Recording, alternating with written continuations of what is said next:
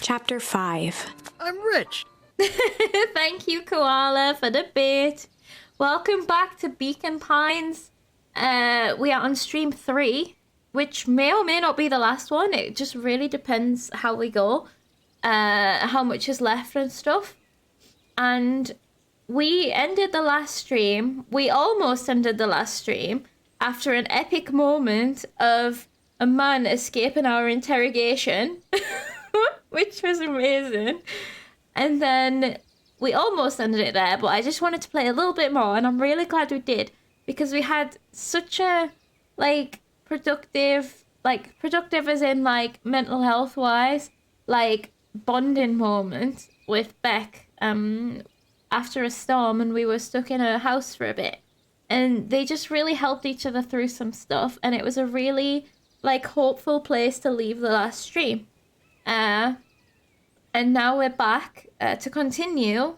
We have had our session at Beck's house, and we are about to head home, where we ditched Rollo, so we've got some probably bad stuff coming up, but it's okay. Chapter 5, I'm rich! Yeah. Okay. So, yeah, we totally scared that storm away. We yelled into the heart of the storm, and it was great. So let's... Friendly feud. Let's go into chapter 5, where I'm sure that wholesome energy and, positivity is just gonna come crashing down. Are you ready? I think we are. The air was heavy with the hard rain's residue. Let me know if the audio's changed again. If it needs to be moved any more notches. Obviously, there's no music at the moment, but I'll keep an eye out if anything needs changing. The smell of wet things. Wet things. Despite his dreary surroundings, Luca felt at peace. He'd never shared those details about his dad with anyone. Oh, bless his heart. See, this was so good for both of them. Not even Rollo. But it's not like this changed anything. Rollo was still his best friend. Adding Beck to the group would help balance things out. Everything's better in threes. Oh, there's gonna... Oh, no, because... Okay, this is a positive start to a chapter. Rollo is not going to agree with this. Rollo is going to be jealous. But it makes sense that Luca would bond with Beck because they both have this kind of different form of trauma. Whereas Rollo's, got kind of the most normal life out of them. So it's not something... He's never felt like he wants to share this because it's not something he has in common with Rollo. This is what Luca told himself as he headed to the treehouse. Oh, yeah. This is what he told himself. Catch up with Rollo at the treehouse. So is he still going to be there? Because that's incredibly sad if he's being in the treehouse all alone during that storm. Dawn? You okay? Catch up with Rollos. Ugh. Hey Dawn, tracking down a lead? You bet. I heard a juicy new rumor. Turns out, when Sharper Valentine died, he left a piece of a peculiar last will and testament. Did I say a piece of a peculiar last will? I don't know where I got that from. Peculiar how? He didn't just give his kids an inheritance. There were conditions. Like what? The document stipulated that Eris has to take on a child as her ward. Oh. A kid our age who just showed up to town one night with a lawyer.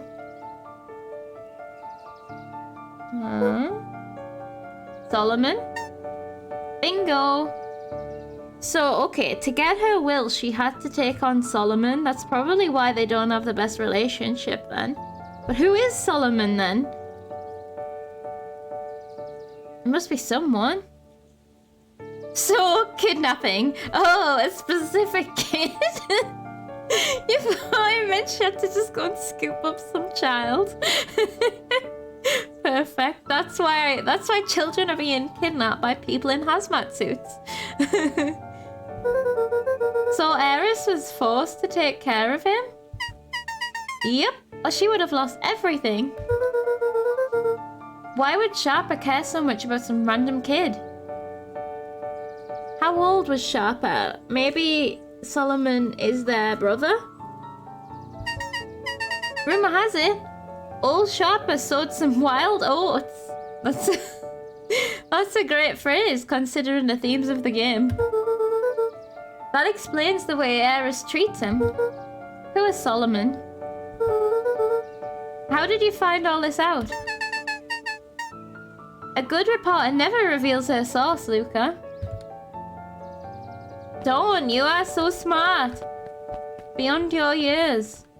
What a good girl. Okay.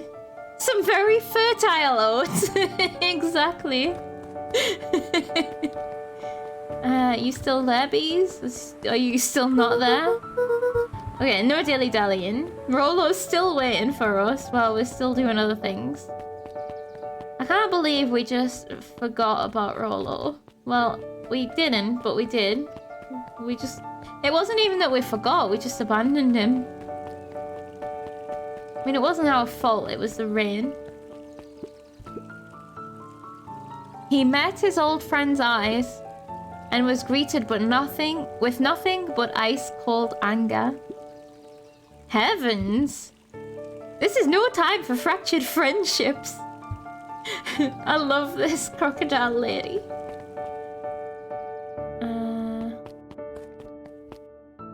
Oh. Okay. Hold on. It's important. One day we might crack it. This is probably gonna say no dilly-dallying if we try and go around here. Yeah. So, if we needed any more foreshadowing, Rollo angry. The diner's closed. So this isn't... Hold on, what timeline are we in right now? This isn't the one where we kidnapped the guy, is it? Imagine if after all this, Rollo is totally chill about it all. Yeah. Oh, what are you doing here? And the game is just building you up for a joke. That would be genius. I would really appreciate that. Oh, he's talking to a panda boy. Okay. Excuse me, what are you doing? Just locking up for the night, sir. Oh, wonderful. I can only assume this means all festival preparations have been completed ahead of schedule. Not exactly, sir. The storm settles back a bit, and it's getting late, so we all decided to... You all... decided? Yes, sir. I was unaware that your job involved deciding things. We are all here at Perennial Harvest because we believe in creating a better future, yes? Yes, sir, very much, sir. Do you want to be the one to tell this town that we failed them? No? That we give up because there was a little rainstorm and we all got sleepy? Of course not, sir. The future of the town does not ride on this party, though. What are you talking about? Is he the queen bee? Yes, no deciding worker bee. Yeah, the pandas are the worker bees. That's right. Okay. Good, then it's decided. Yes, sir. We'll work till the task is done. Do the worker bees ever turn on the queen bee? Wonder if that's ever a thing. See that you do. Our harvest awaits. You think they can? Rare? Because that would be cool. Not for this stuff. Would it be more like if the queen is like Hooli or something? Weird chemical reasons or something.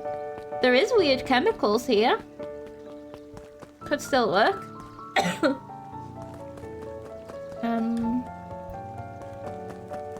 I really want to know what's on this sign. Show me. Oops. It's all about the hormones.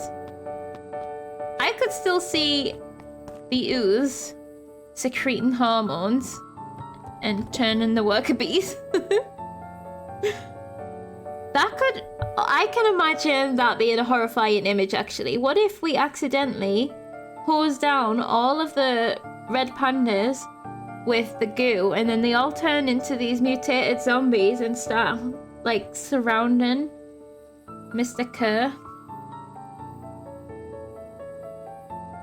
Pheromones. Yeah, pheromones. Yeah. Probably pheromones. One of the moons. Yeah. Let's see if we have any more of these. We got, like, Ignite was one of them. Oh. Pungent. Luca wrapped a twig of thyme around the hook.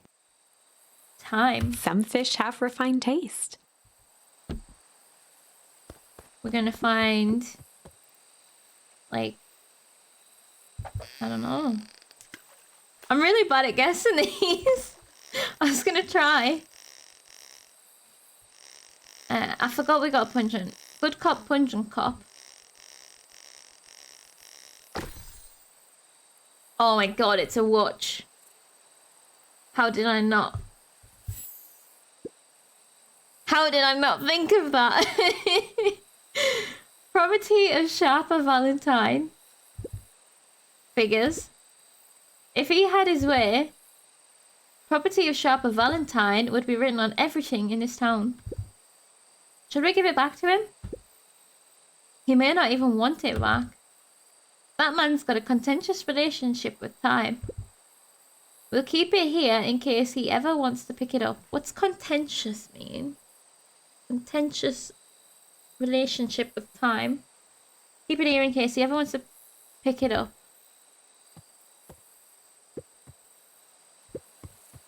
Okay, there's still some more stuff. There's gaps anyway for more stuff. What if the pincher is Sharper Valentine? That's why he moved in. It's not a long lost son. It's him.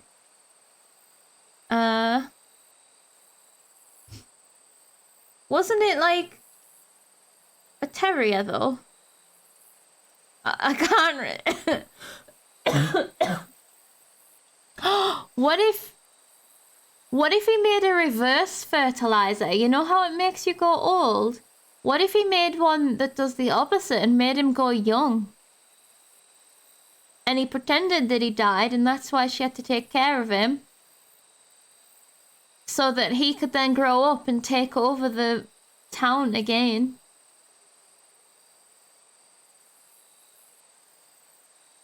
Since he is obsessed with time, yeah. We've never been told that before until now. But that, okay. We need to see Solomon again, basically. So, right, let's say Solomon is Sharper. Why would he prank the festival sign? Is that because it's perennial and perennial's their enemy? I have a cure for eternal life. Stab. Okay. I think that he's made a reverse fertilizer. DHs people. Okay, we still have to confront Rollo. Okay. Rollo, are you still up there?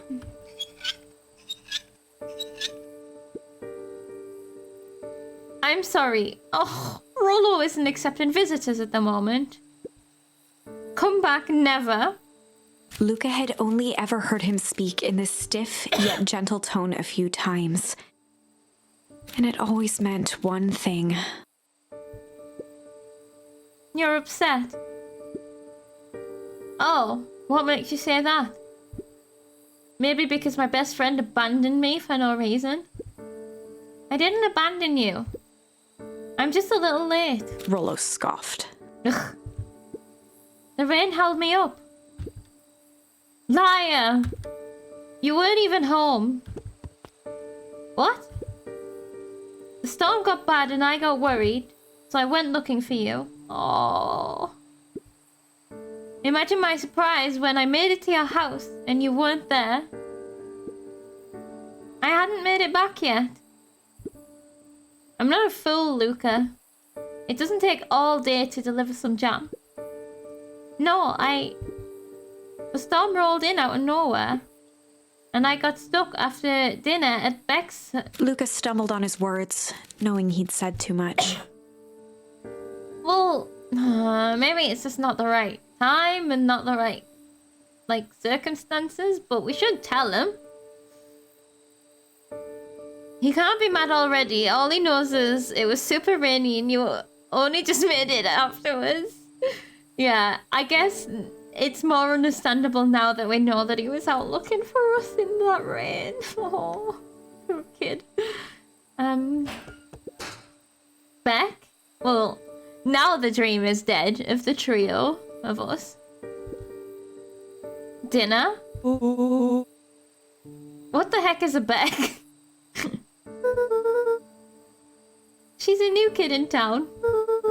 She's actually kind of cool. Oh, this isn't the right words for how he's feeling right now. You should tell him aliens got you. Yeah. It is now illegal to not be at home when it rains. You'd like her. She needed help convincing her parents that she'd made new friends. New friends? I spent all day waiting for you. And you are off making new friends? It's not like that, Rollo. You know, while I was waiting, I made some upgrades to mission control. It was gonna be a surprise. But you took so long, the storm knocked it all down. Oh, the storm knocked down the defense systems? Just like you knocked down our friendship. What does that even mean? Luca became instinctively angry in response. Both boys were now shouting across the distance. It means you're a bad friend. No, stop. This is too sad. You don't care about me. Of course I care, you ass. I knew I'd get in trouble waiting so late for you. But I kept my word. Because that's what friends do. Oh, wow, what a noble sacrifice you made. Easy for you to say. Your gran doesn't even care. Oh. You can stay out as long as you want. And you wouldn't even get in trouble. Rollo, man. Dude. That's not what a friend would say. Seriously? You're acting like I chose this? If that's what you think, then maybe you're the bad friend. Rollo's tone changed to a calm, yet more intense anger. More intense anger? Not apologetic? He just invoked that we have, no parents. Fuck you, Rollo. Rollo just decided everything is personal now. Yeah, he's emotional, but he's going too far. Maybe Pa is right. Storms bring more than water. This one brought out the real Luca. Stop quoting your Pa's nonsense like it means anything. Yeah, well at least... Oh... Rollo, how? Why is that when would that ever be an appropriate thing to say? Literally, when would that ever be an appropriate thing to say? Yeah, well at least my Pa's still around. The words hung in the cold night air. Rollo's stomach dropped, knowing he'd crossed a line. Okay, he's realized. You can't decide what other people are thinking, then get mad about it, Rollo. It's just... He at least he's finally realized he was going too far. But Jesus, that was... Why was that even a thought that entered his mind? But it was too late. We're just gonna run away. Luca, gonna Good night, Rolo. Dang it! Oh god. Like, it's shit that we agreed we were gonna go and meet him and we didn't. But also, like, he should have at least stopped for a moment and been like, just talked about it. I mean, they're kids, okay? They're not adults, so I get that. But, like, holy shit. There was no need to say some of the things he just said. If Rolo... Oh god, I've lost my voice. Hold on 1 second.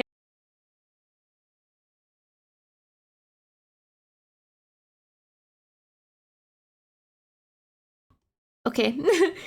If Rolo still thinks I'm going to the festival with him, he can shove it. Right. I still don't think I've properly recovered from that cold that I had, you know. Luca dug through his old stuff, not even sure what he was looking for. A ball? What are we gonna do with it? Rolo? Did we pretend that was his head? What a jerk.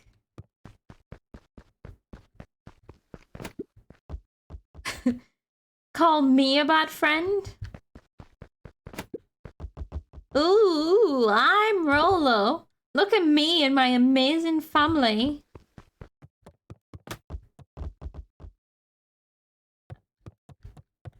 Oh, is that all? No more? Oh, there we go. See, this is Luca being, like, that's healthy, right? I mean, maybe not in the house, but getting out that anger on the football is a really good idea. Like, yeah, again, outside would, like, be better, but we're not breaking anything. Like, that's much more healthier than a lot of other ways you can express your anger. You hurt him, so disappointment is understandable, but he clearly just decided he wanted to hurt you back and wouldn't stop until he managed it without thinking of anything else. Yeah, I guess that's the thing, isn't it? Was like, once he'd been hurt, he had to hurt us back. That's what he was doing. God damn. And he, like, just went way over the line. For absolutely no reason. Because disappointment isn't an excuse for that. Right, I think we're going to bed now. So we're not going to the festival with Rolo. Oh no, are we going to show up with Beck? What if Rolo just does what Beck did yesterday and finds some random other kid to be friends with? To make us jealous. Oh god. He has to come back with a massive apology after that. Like, surely he's got to be feeling really bad right now. Rolo turns up with Rhino, buddy. Rolo and Tish. Iggy. He's gonna join that crew, isn't he? Yeah. He's gonna be one of the bullies. I mean, he already made a good start last night, because that was bullying words. Even as a kid, I would never have imagined saying that kind of thing to someone. I'm shocked. I'm just absolutely shocked. Okay. New Iggy bodyguard, yeah? God, this can only mean disaster. I guess I'm just never supposed to make new friends. Oh. Good cop, weep cop? Oh. Luca? Gran cooed gently from the hallway. Oh, Luca? You slept straight through breakfast. Luca, are you alright? I'm fine. Just cry until he tells you everything, problem solved. You know what though, with Mr. Tolliver, that might work. Because he might feel guilty and just tell us things. Like, how do you think Mr. Tolliver will deal with crying children? I think he'll get flustered. Amazing. Like, he's ice cold when we're just, like, being manipulated by him. But if we start crying, I think we got it. Oh, hey, Gran cares. Yeah, exactly. Just don't feel like getting up yet. Okay, I'll leave this oatmeal by the door. I've got to run and take care of some things. Okay. I'll be back later to check in. Sure. Luca just wanted to be alone. He waited to hear the sound of the front door closing. Oh, can we go and get that oatmeal? We should have a snack.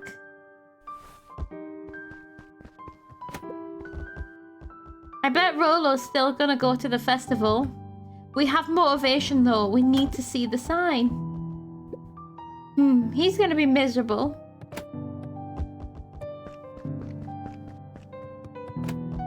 Okay, we need to kick this football every now and again now because it gives us little thoughts.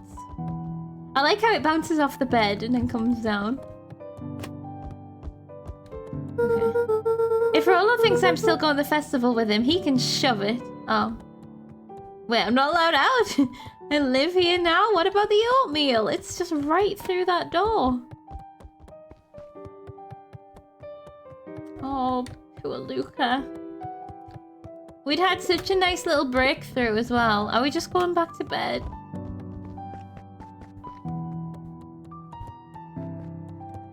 If you think you're eating oatmeal, you can shove it. Yes. Luca dozed off again. Oh. Luca, is this Gran again? Luca, I see you didn't eat your oatmeal. Wasn't hungry. Well, just in case you get hungry, I'll leave a sandwich here too. Thanks. Rolo came by. What did he say? He wanted to talk to you. What did you say? I told him you weren't feeling well. Good. Thanks, Gran. So, is your plan to just sit in your room all day? Pretty much. Well, I need to pop away again for a minute. If you decide to end your pity party and go outside, I think it'd do you some good. Noted. What if... Oh no, right. We're just gonna stay here all day because we're sad and we're gonna miss the terrorist event that's happening at the harvest. Remember, there's some absolute crazy shit gonna go down that we don't know what, and we're not even gonna know it's happened because we're just here asleep in our bed. We're the only one who survives. Yeah.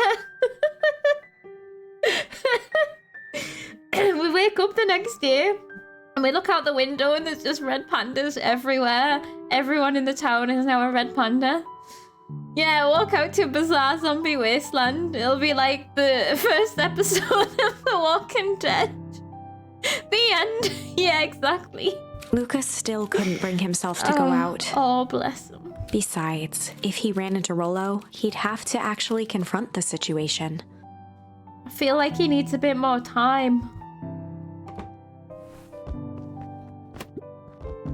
There's never anything interesting at the festival anyway. We should eat the sandwich. Time or time? That is the question. Okay. Am I supposed to knock a book down? Oh. What is this? Motivational? Why is that book talking about balls? The Adventures of Hank Atomic. Oh no, this isn't what we need to read right now. It was gameplay, yes, it was a hint. The complete first volume. Luca carefully opened the cover and began to read. Or maybe this will repair our brain? Rolo had received it for his birthday. A special hardcover edition with behind-the-scenes commentary and bonus art. Rolo cherished it, but asked that Luca keep it at his house. Luca wasn't sure if it was because Rolo didn't trust himself with it, didn't trust his sister around it, or just wanted an excuse to come hang out at Luca's more often. Oh. Whatever the reason, Luca didn't mind. But it had stayed right there where Rolo had stashed it ever since. Now, at the foot of his bed, Luca lost himself in the pages. He'd read it all before, but at this moment, it somehow felt sentimental. Aww. Atomic balls. He was well into issue number 5 when he heard soft footsteps from the hallway. Luca? This is... Oh, this is Gran again. One time it's not gonna be Gran. Time to have a game within a comic within a game. That would be wild. Another little friend came to see you. A girl named Beck Maudwill. She said you'd met yesterday? What did she say? Is she here? She was just dropping by. I told her you weren't taking visitors today. Oh. She seems nice. Yeah. You had a fight with Rolo, didn't you? Can I come in?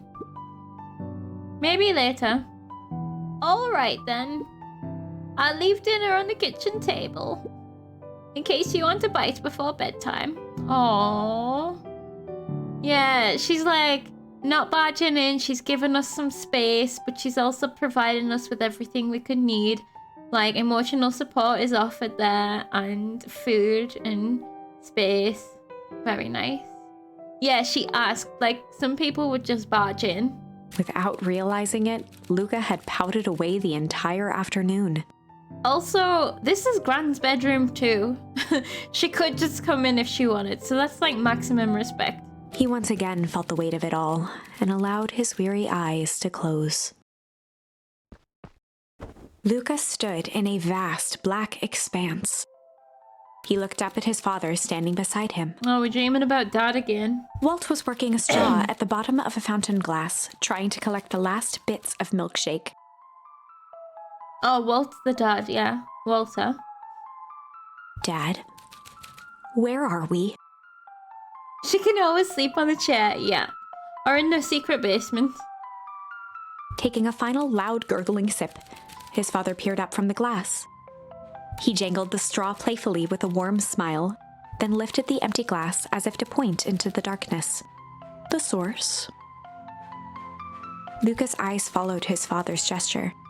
In an instant, he was sitting in front of a blazing campfire. Across from him sat a large figure in a yellow hazmat suit. Oh, fun. The figure's voice was a scratchy echo.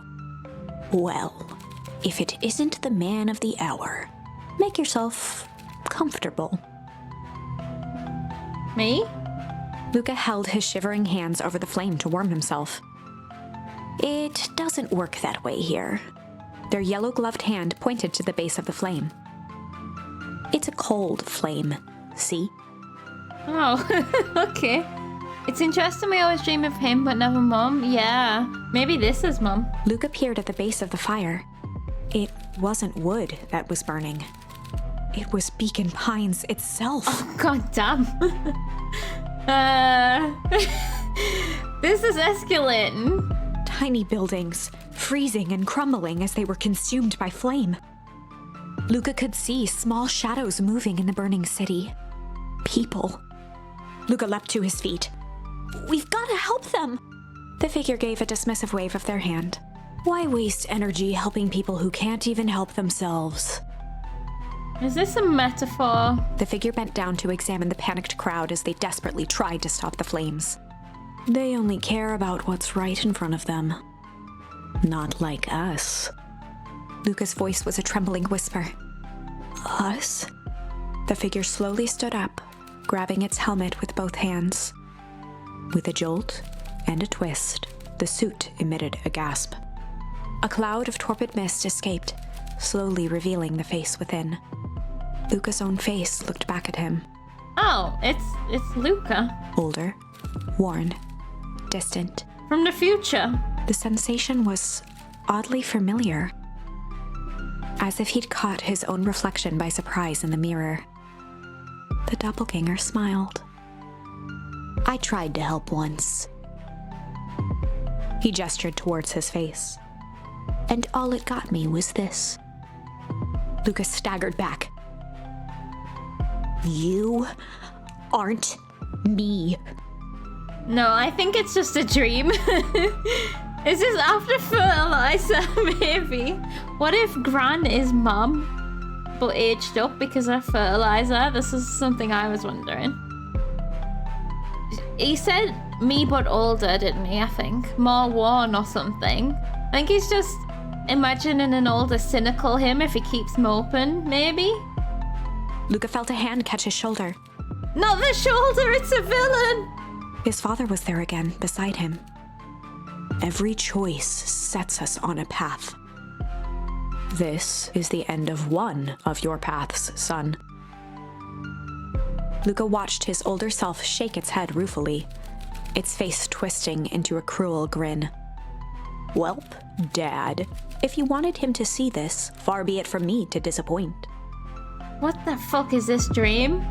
Luca watched in shock as the figure took a confident step forward and plunged into the flames. That is what I was wondering. Is everyone outside dying and the whole place go boom with you in it? I was like, is the apocalypse happening and we're just sleeping through it? In a flash of cold light, he was gone. What does all of this mean? Luca felt a reassuring squeeze on his shoulder. Reassuring? Not kidnappy? Just remember, why we choose matters just as much as what we choose. Okay. Luca woke up to see a hazy figure at the foot of his bed, silhouetted in the morning sun. Mom? No, dear. It's only Gran. Luca rubbed his eyes. Foreshadowing, Mom, right? Maybe there is some non-lethal fertilizer that makes people older. What if Grandmom?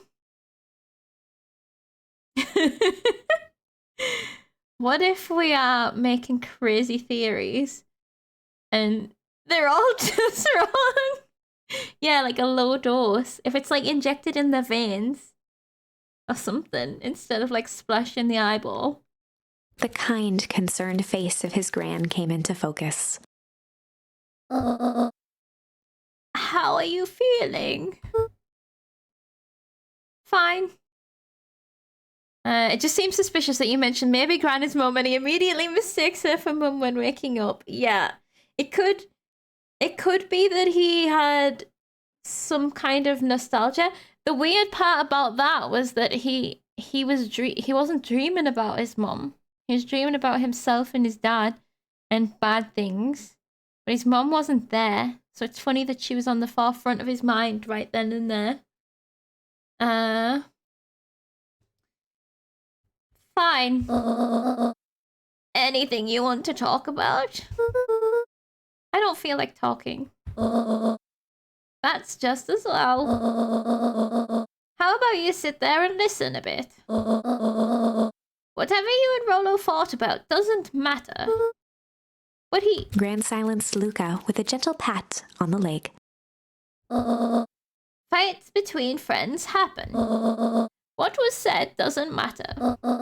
The important thing is that it's not the last thing you ever say to each other. But he said stuff about Dad. Well, do you think he meant it? No. That would be some nunnery level wild plot. Can you imagine if this game does that? It would be so out of the blue.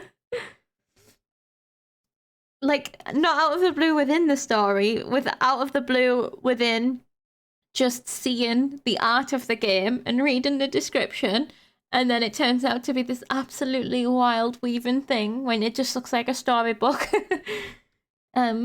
He was just mad. And did you mean any of the things you said to him?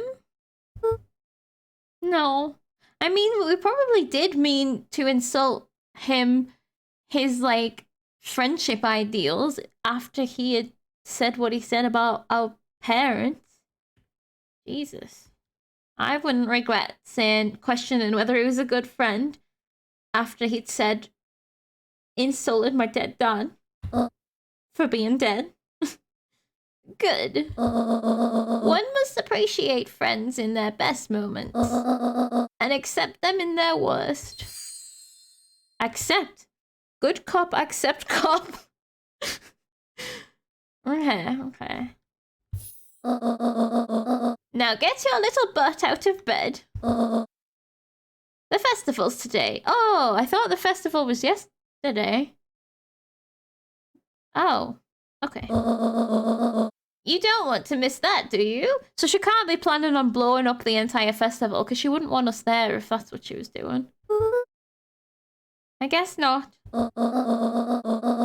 Seems like a good opportunity to make amends with Rolo, doesn't it? Luca gave a reluctant nod.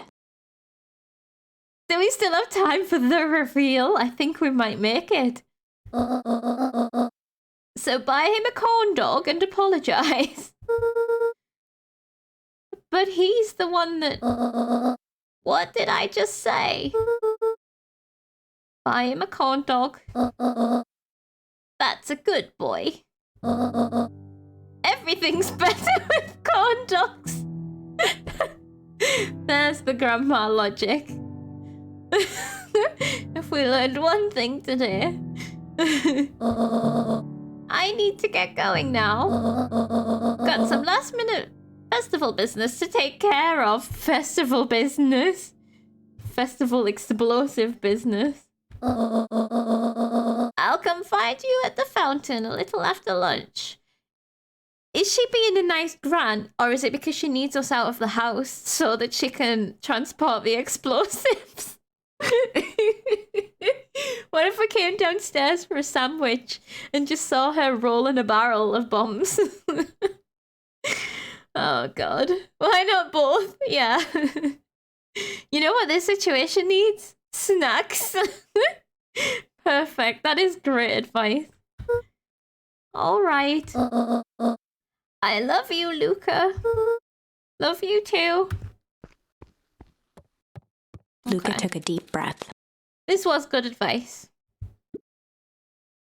Okay. Chapter 6. Through Thick and Thin. That sounds positive. Be with you through thick and thin. No? Is that how I can't remember what I don't know how the phrase goes. Oh, that's true. I just realized the mum gran theory doesn't hold, as he 100% knew his gran before. That's true. He did say that he knew her from the past. Oh yeah, she could have ended up looking like her if that's her mother or something. She's Dad's mom. Her name isn't Van Horn, so I didn't know if she was Mum's mom. But I mean, Dad's mom also doesn't have to be called Van Horn. But her name's something else. I've forgotten what it is, but it's like Prudence something or something like that. It's not Prudence, I don't think, but it's got the same vibe. Grant, can we get clarification on the family tree? That would be helpful. Because we haven't even seen Mum. Like, we don't know what she looks like at all. Right, through thick and thin. Despite Luca's bitterness, Gran was right. He needed to hash things out with Rollo. And that is also so mature. Just being the one. Even if it feels like it wasn't his fault. Being like, look, we need to sort this out. A big fight changes the nature of a friendship. Whether, in the end, it is for the better or for the worse, all comes down to understanding. If one is not careful, the same familiarity that builds the strongest of bonds can become the wrecking ball that shatters them. Damn. Luca emerged from seclusion, taking in the crisp festival air. I feel like everyone should play this game for the life lessons. Like, forgetting all of the crazy plot. Just for the life lessons. It's so good. It's just so wholesome. But the events of the day weren't on his mind. He had to find Rollo.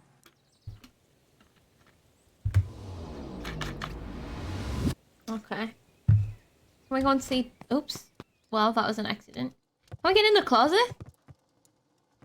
What if she turns up and she's like a tiger or something? Yeah, that's the thing. We don't exactly know how it works. Can both parents be different animals? Or do they have to be the same species?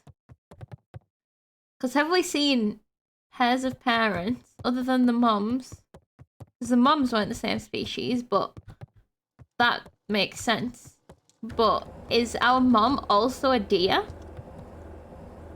I've still left the fridge open. It's not getting closed. Oh, we never opened this in this timeline, did we? There's the scratch marks on the ground. How did, like, it's so obvious. How did we not notice that at the first time? That's great. Okay, I don't think there's gonna be anything in the house since it started us outside. Did I check the cupboard, which is what I was meant to do? That's how bad my memory is. I'm like, I need to check the cupboard. I have no idea if I just checked that once or twice there. Close the fridge! But achievements. I already got an achievement, but I wondered if there was more. Okay, we can visit Dad today, but we can't speak to him. Right. We do have some more new things, so we should check the fishing area again at some point. We might catch a fish with acceptance. Are you leaving the fridge open again? No. It's just for science. Sometimes you gotta try things for science. Luca. Rollo wanted me to tell you something. Oh, God. What is it? Roxy rolled her eyes, shaking her head. A space adventure. No. No. Is that for leaving the fridge open? I'm sorry. A space adventure, though you needn't buy it. If ye be brave, go somewhere quiet. Did he leave us a riddle? Roxy, I don't... It's a riddle, Luca. My goofy little brother wants you to find him. Luca looked down and kicked at the dirt. Look, I know you two had a fight. The only thing more annoying than my little brother is my little brother without his best friend. So I'm doing him this one favor. Now, I need one favor from you. Whatever it is that went down between you two, squash it. Oh, I love how, like, so many people are just, like, giving the advice. Like, I know that also she was saying that for her own purposes, but also it wasn't. It was because she, like, she cares about her brother. And, like, she also knows, like, just, it can't have been that bad. You didn't mean it, make up. Because you're the best friends. But, just, I really like how everyone is so, is forthright the word? Like, forthright with the advice. Like, that's nice. A space adventure, though you needn't buy it. If ye be brave, go somewhere quiet. The library? Or the mission control? Yeah, I was thinking the same thing, Koala. They do have the comics at the library, so that would be a clue. My first thought was the treehouse, but actually it is probably the library. Oh, they haven't done the sign yet? Okay. Need and buy it in quite a very library. Yeah, the need and buy it is like, because you rent the books. Oh God, okay, hold on. Joey's doing drinks. How goes the beetle hunt? Rent? No, that's not. Borrow. Noob being scammed by a local library. Oops. Borrow. Lend. Something. Borrow, I think, maybe the one. Oopsie. Pretty rotten. I haven't seen so much as an XUVI. And it's not just the beetles. This morning I couldn't find any critters at all. Like, you know when there's a disaster happening, or like especially a natural disaster, and often the animals know and they leave? That's another thing. Not just like maybe they died because of the ground being contaminated, but also they can sense the environment. So like, this is impending doom to me. We're animals, why aren't we leaving? That's true. Oh yeah, the bird. We should check if the bird's been there and point it out to him. This morning I couldn't find any critters at all. I can hear birds. You hear the bird song? I can hear it in my right ear. It's like everything that buzzes or skitters just packed up and left. I'm sure they're out there somewhere. Maybe all the commotion of the festival just spooked them. Yeah, maybe that's it. Okay. I have a drink? The orange juice is red and the lemon juice is orange. Has that got fertilizer in it?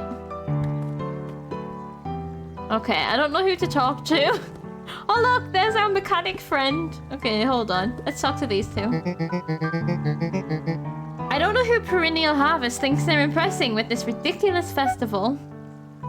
Totally. The town's still falling apart. The weather's still cruddy. And this season's harvest looks like it's gonna be worse than last year's. You said it. XUVI are like skeletons of beetles who have no skellies. I.e., they didn't die here, they left. Oh, okay. Right, gotcha. That answers what I was just saying then. They did leave. They weren't killed by the, like, contamination or whatever. They actually left. Maybe they could feel the contamination and left, but they didn't die. That's good information, actually. I have heard that before a disaster, it gets super ominously quiet, either because the animals leave or they stop calling out. I think eclipses can cause something cause it sometimes or something. Cool. That's, yeah, I've definitely, even like before a storm or something, if you go outside it can be eerily quiet. But yeah, you definitely, the animals, like, they can feel things in the air or something. And it's a very, like, ominous thing. Very ominous. You said it. No amount of corporate pandering. Corporate pandering? Literally. Is gonna change any of that. Corporate pandering. That's really good. I need to take a picture of that so I can call it the video after as a title. Okay. Exactly. Corporate panda, so good. But Blacko, don't look. But the lemonade at the drink stand over there does look pretty tasty. It looks orange. Fits. I'm still gonna be mad at them. I'd just rather be mad while sipping some delicious lemonade is all. Okay. Way to stand your ground, Fitz. Right, let's talk to him. See what he's got to say. Unique New York. Unique New York. Is that a vocal warm-up? Unique New York. Unique. That's really hard, actually. I said it well the first couple of times. And then it turns into Unique New York. Unique New York. Unique New York. That's hard. Initially you thought he was just going cuckoo. I thought he was like trying to motivate the town that we're gonna become New York. Huh? Oh, don't mind me. Just warming up for my big ceremony speech. Mr. Kerr pointed to his grinning mouth. Got to limber up the old gut box. You nervous? Oh, heavens no. Well, break a leg. Please. Oh, I didn't see what he said there. I hope he breaks a leg. Oh, we can't talk to this clipboard, thank God. Oh, we can talk to this one though. You knock, I don't knock. Welcome to our festival. Actual leg breaking would be great secret foreshadowing. It would be so good. Don't forget to come back later for Mr. Kerr's speech. And the Perennial Harvest Festival sign reveal. We wouldn't miss it for the world. For the world. You don't want to miss it. We really don't. Now that's some foreshadowing. I did have a think about these guys, right? And if they are robots, it would make sense because remember the first survey they did, right? And they wrote down every single word that we said. And like a robot wouldn't know which parts were the important parts of what I was saying, so they just write it all down.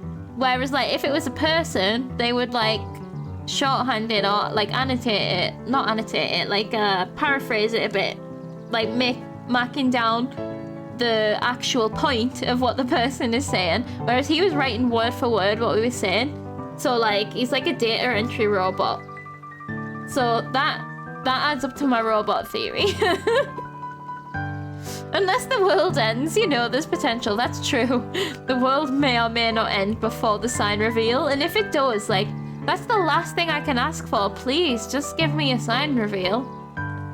First, I don't mind if the world ends right as the curtain is pulled and we just get to read the sign in time. Then the world can end.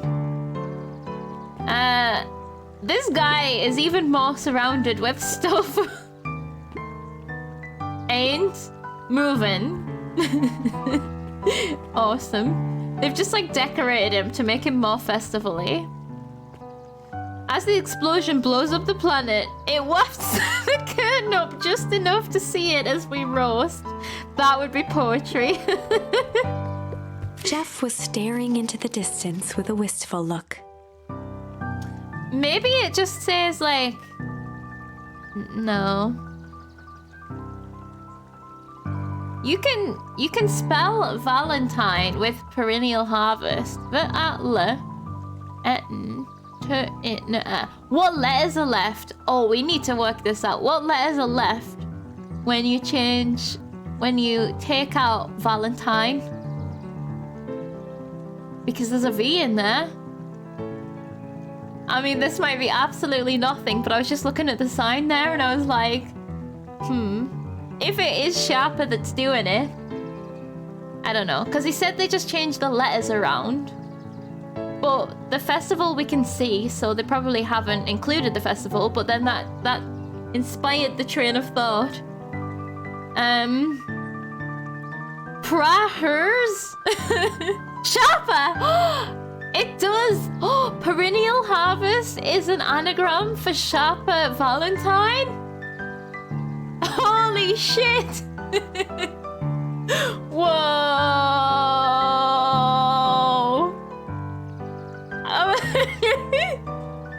My mind is blown. We did it! We solved the game! It is him! See, I've forgotten. I feel like I muddled up the two little kid dogs, and I'm thinking that Solomon's a terrier.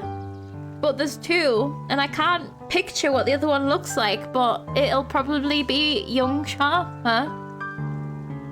This is like all the 999 anagrams, except you got there first. I'm so happy. I feel so clever right now. Whoa, don't you just love when a little spark of inspiration hits at a random moment? That's funny. Although... What? So, right, they have the same logo, so it does seem like a rebrand. But, I'm still not sure what it means, you know, but fuck yeah. Anagrams. Yeah, that's me. I'm that guy. They are such a good pair of anagram words. They aren't super obvious. Yeah, not at all. Like, it was literally just, I had the idea because of the V. Because I was like, Valentine, harvest. And then I just started looking and I was like, oh, all of the letters of Valentine are in there. Oh, that's so fucking cool. Good job, team. We did it. Perennial harvest is very fertilicary. Sharper Valentine is just a totally normal name. I guess Sharper's a weird name. So, but there's not really anything. It could have been like S. Harper, like Steve Harper Valentine. But I feel like we did really good there. I'm so proud of us. I hope we didn't spoil a reveal though. Did I just ruin the plot twist? Oops. It is a bit weird, but he is a villain in a story and pointy Doberman ears. Yes, the sharper definitely, for me, the ears made it make sense. I wonder if they decided that he was a Doberman after they had the name, because like it fits the image. Because like it wouldn't work so well with like a spaniel. Although maybe they have sharp teeth. I don't know. Okay, I'm so like. That's I'm so hype about that. Let's see what we're doing here. Okay, we're talking to Jeff. Sharper the poodle. Yeah, exactly.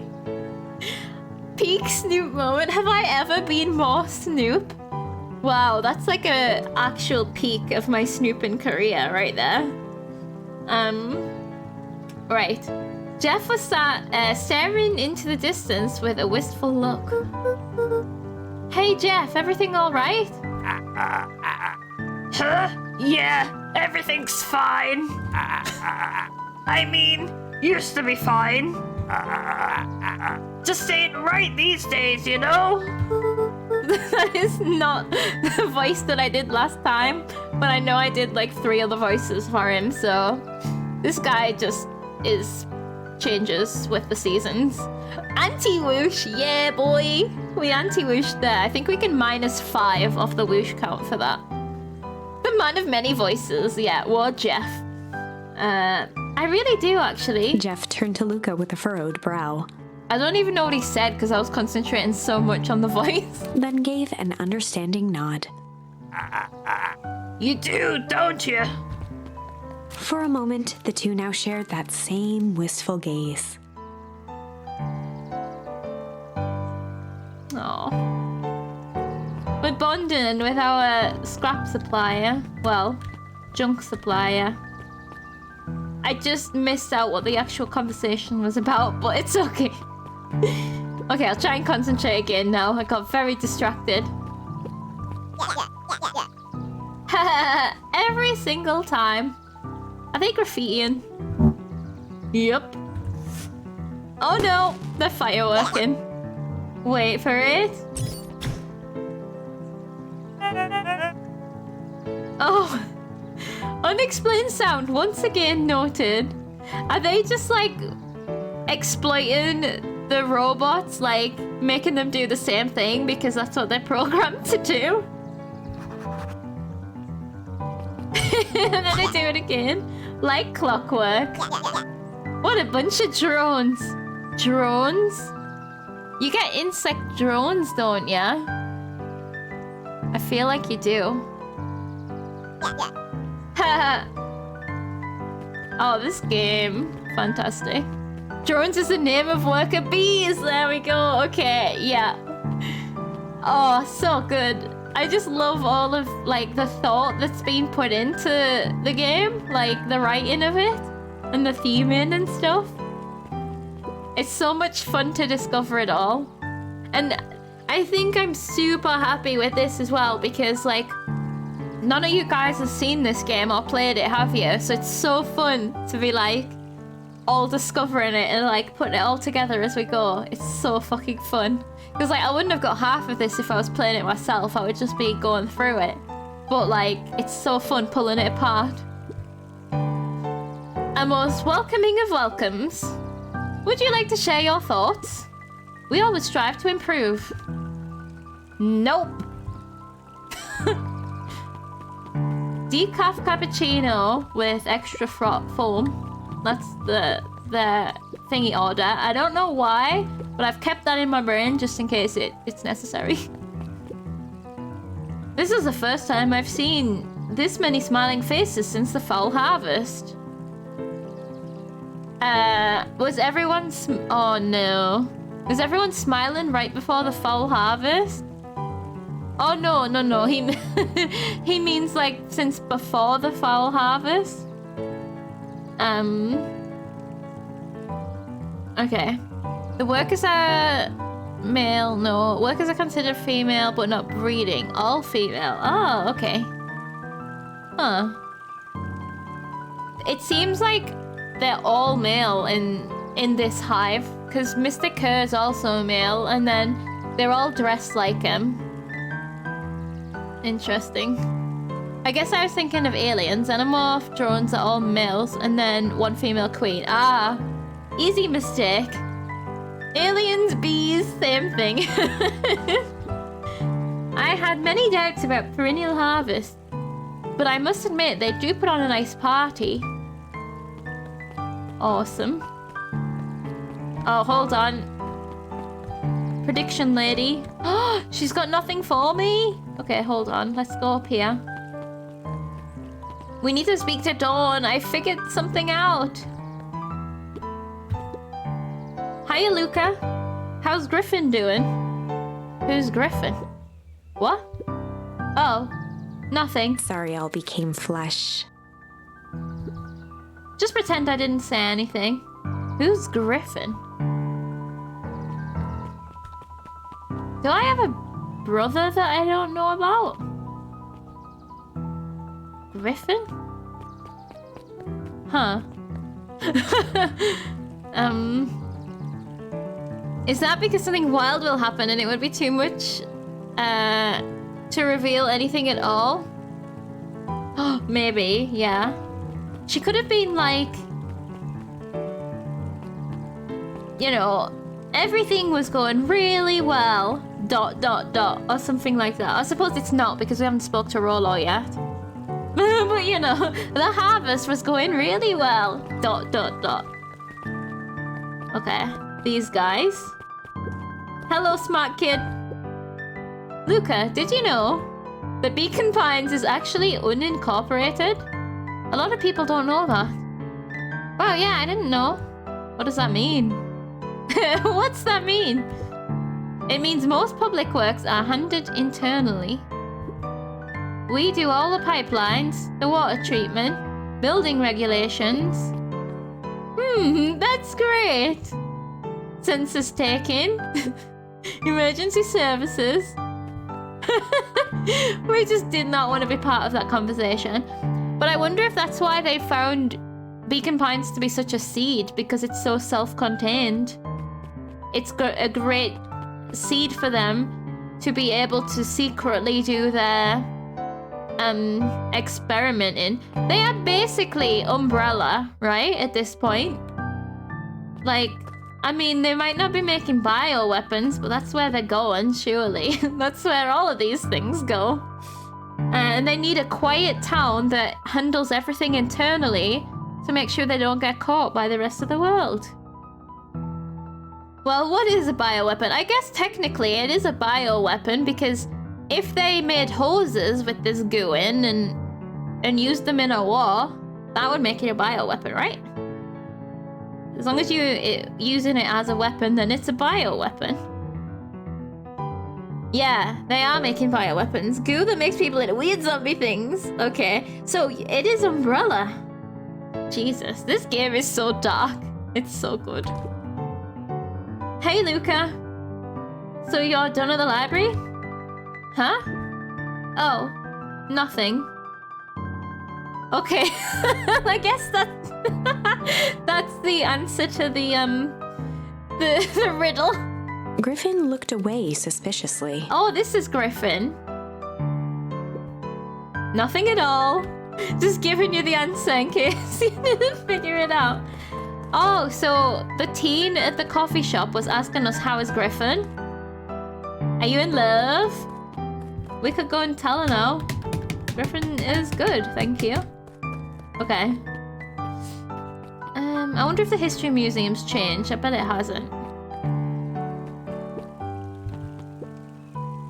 Piper, you're actually taking a break from studying. Oh, this is the one that's always at the coffee shop tables. I wanted to see what the festival fuss was all about. But I can't help notice you still brought your backpack full of books. I wonder if Piper's related to Penguin Friend. They both have beaks. Luca, backpacks carry a lot more than just books. True, true. So what you got in there? Books? Cool. No, I mean they have similar traits as well. I'm not being racist. They like books. They're smart. Smart little nerds. Right, Gus. I'm sure he's gonna be super happy. Oh, I've just noticed they're both wearing like, this is the Valentine uniform or something. Like the grey suit with the yellow tie. Oh, they even have V's on the buttons. Okay. I was able to return the perennial safety suit you borrowed. This is the one that Gran borrowed, right? I don't think anyone noticed. Good. Now, will you tell me what you needed it for? It was a favor for an enemy of my enemy. This isn't gonna harm Mr. Kerr, is it? All you need to know is that it's for the good of the family. But where do we stand with Sharper? This has thrown a spanner in the works for me.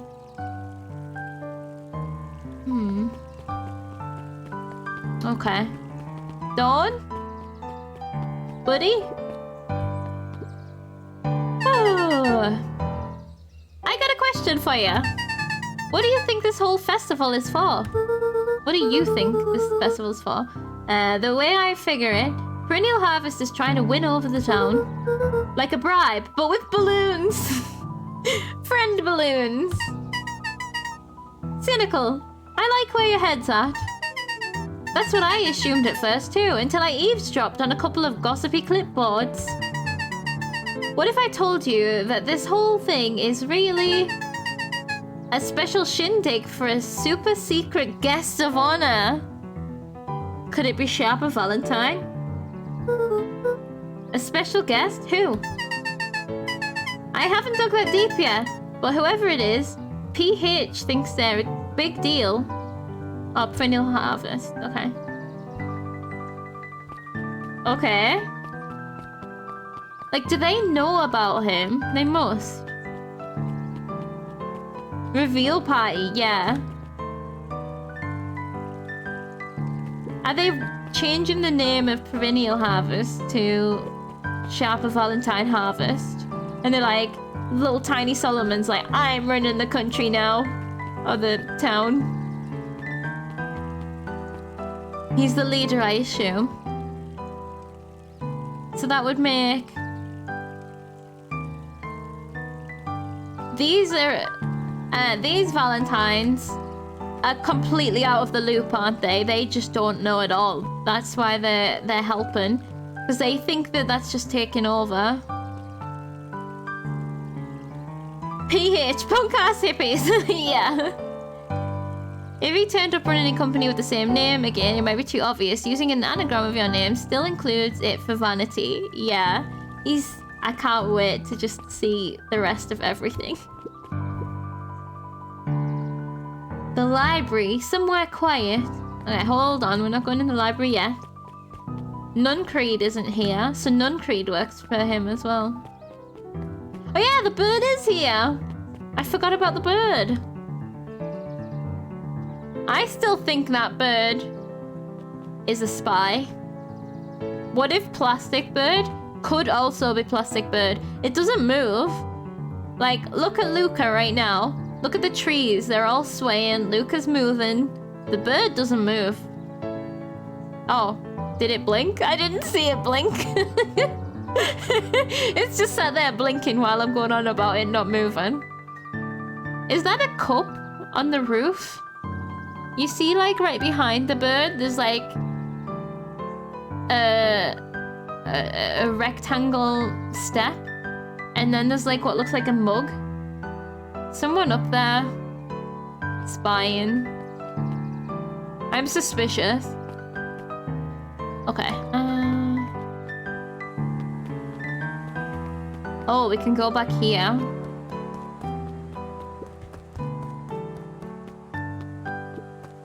Is anyone guarding? No. Oh, this is being cleaned up.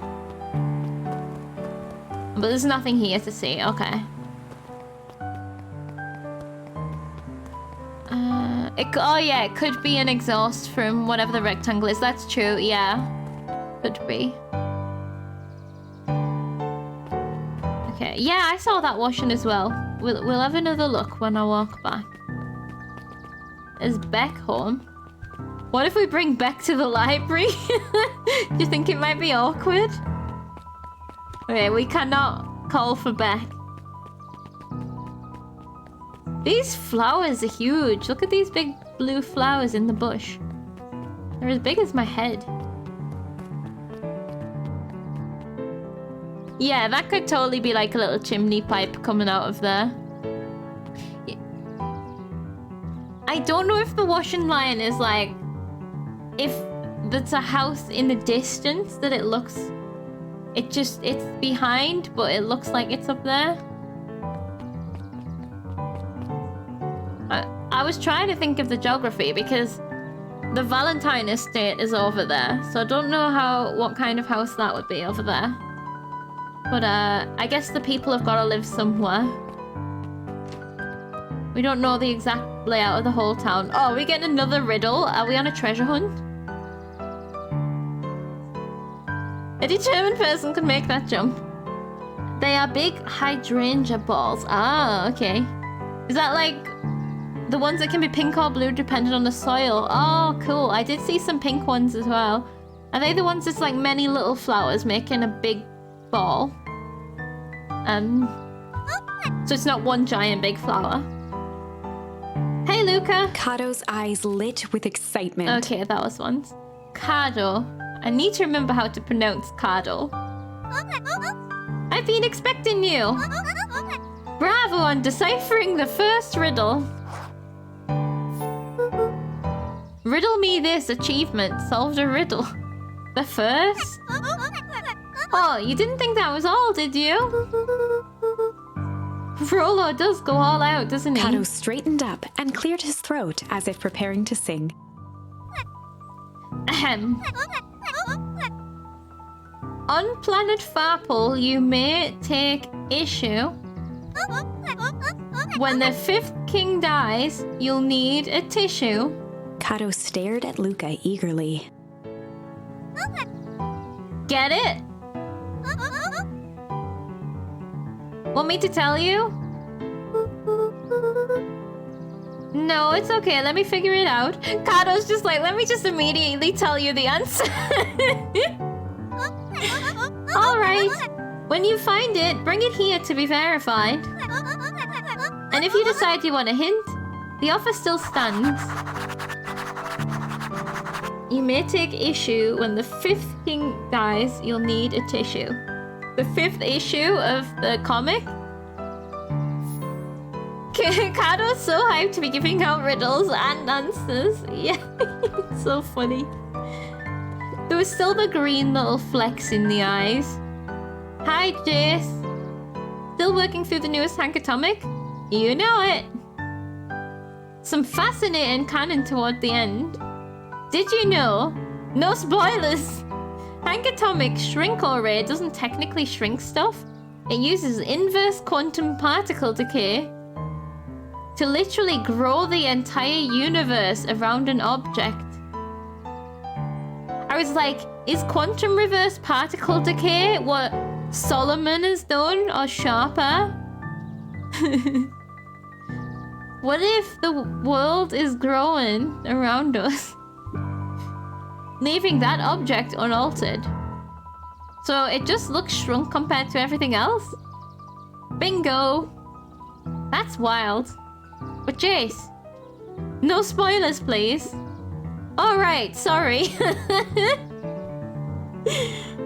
Yeah, big and in Ray. It makes no sense. Also, yeah, no spoilers. What the fuck? Yes. Luca grabbed Natural Photography, Volume 5, from the shelf.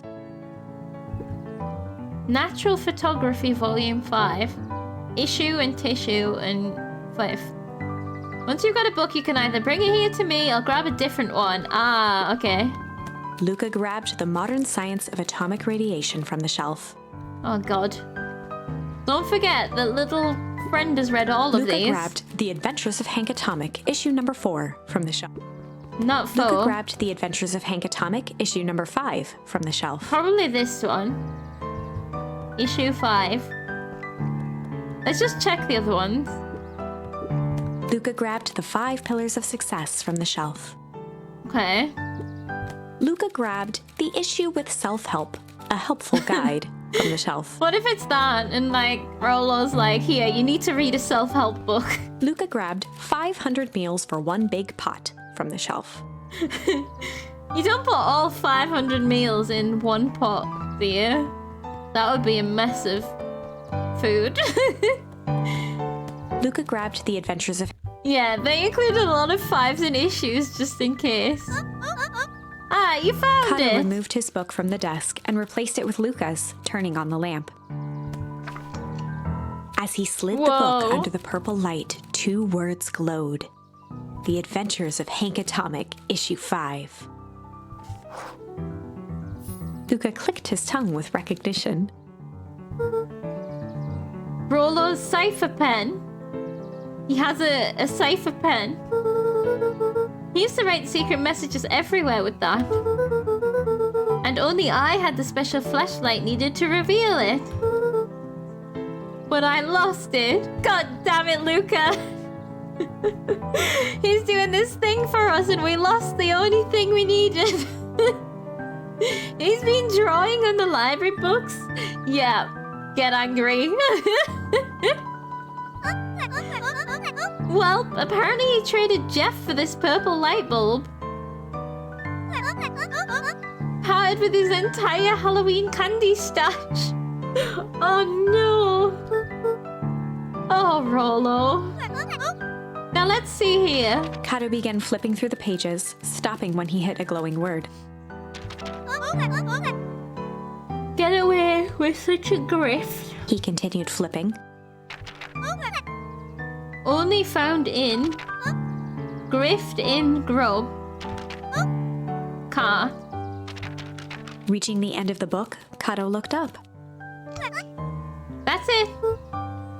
Grift in grub cart. Griffin! Ice cream! Griffin's grub cart. He wants me to go to Griffin's snack stand. Ah, brilliant! I guess you're off then?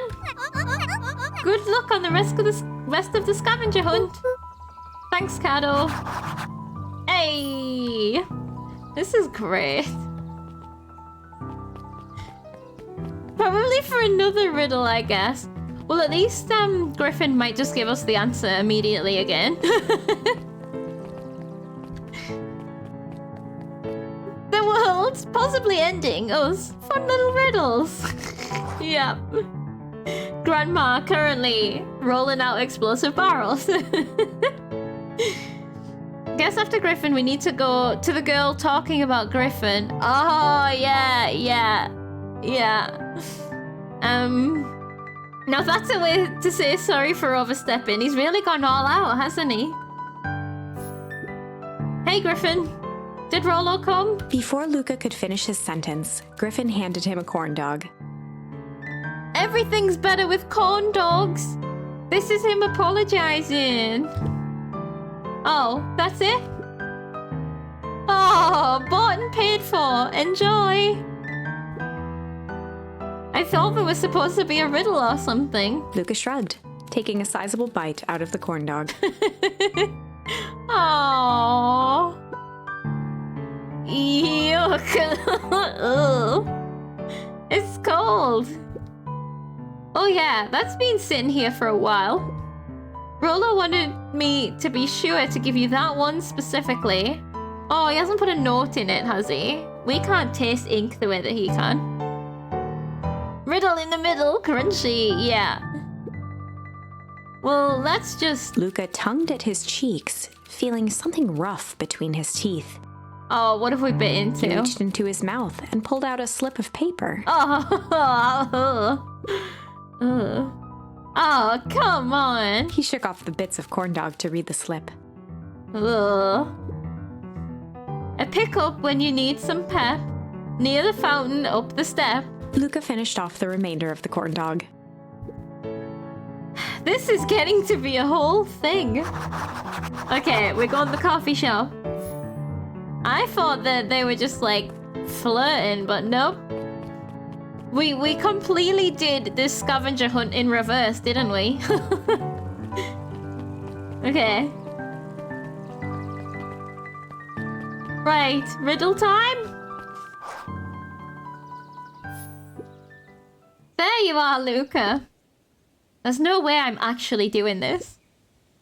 It's way below my pay grade. Oh, come on, you big stiff.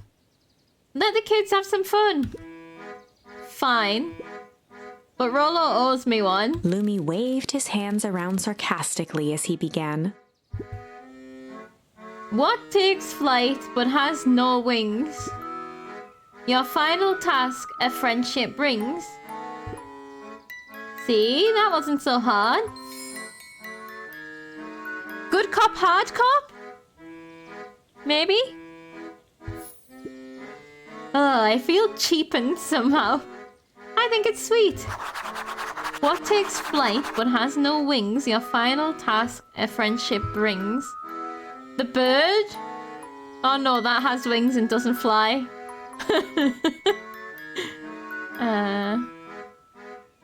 The treehouse? Spaceship inside the treehouse? The rocket? That's what I'm trying to say. The rocket? Does rockets have wings? Good luck, Luca.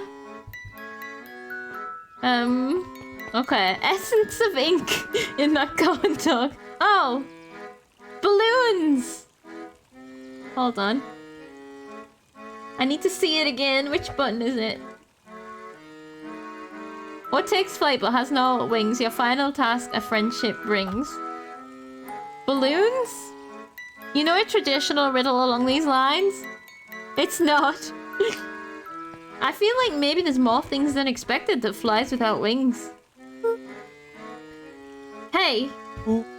Hey. Did you find the comic book? Yeah?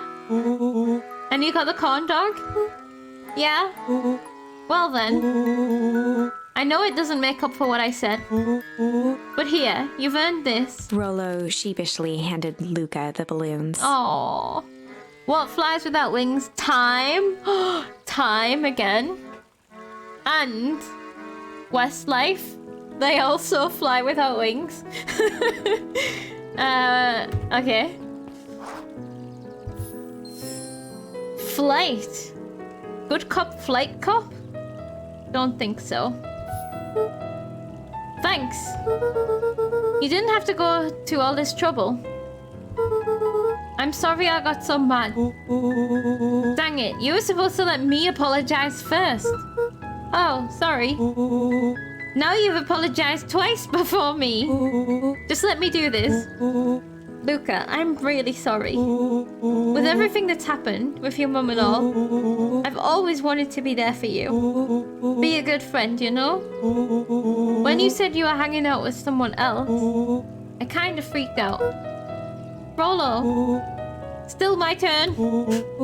I feel like if you needed some new friend to help you, it meant that I wasn't good enough. But that was selfish and wrong. I was wrong. I'm so sorry, Luca. Okay, apology over. Done. You can talk now. Luca threw himself at Rollo, hugging him as tightly as he could. Oh, I'm so glad that they fixed it quite quickly. Rollo, I don't deserve you. I don't deserve you either. That's why we deserve each other. Aw, Rollo logic. So, what else do you want to do today? We could snoop around, try to find some information about your mom.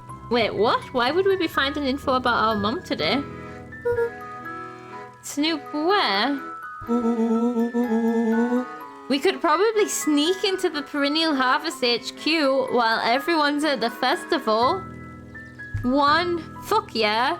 2, red pandas. We may get kidnapped.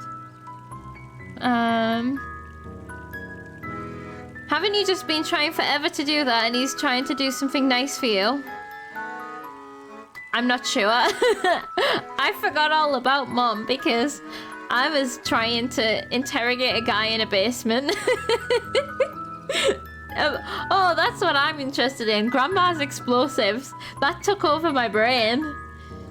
That's the thing. Maybe the Perennial building has a window so we can still watch the sign reveal through the window. Aren't you curious about all the stuff with those clipboards downtown? What if we get caught? I think I've had enough excitement for 1 week. Let's just make the rest of this day about us. Really? Yeah, the rest of the world can wait 1 more day. Yeah, the world can wait. It's definitely not the end of the world today. I'm sure of it. You know, I have been wanting to get some work done on the MCDC at Mission Control. We're gonna change the string. The aim is a bit unpredictable. That sounds perfect. Hey, we're gonna fix it. Okay, so we're not going into the HQ. Oh, that's a shame. Look at our balloons. Okay, so we're going to the treehouse. Wait. Yeah, this way. Unique New York, unique New York. He's not saying anything. I hope that this would trigger as we were walking past. Oh, I haven't spoken to you. Did you hear? After Mr. Kerr gives his big speech, they're gonna have the first annual biggest catch competition. As long as a boot qualifies as a catch, I'm a shoo-in. I'm a shoo-in. Good luck! Okay. Let's just quickly dream a bit. Let's see. I honestly whooshed on that pun. Like, I know he's talking about shoes, but what's the other meaning? Look gently, good first. Okay, we have no more... We can't, fish with flight, unfortunately. A shoo-in means a guaranteed win. Oh, gotcha. Okay, now I understand the pun.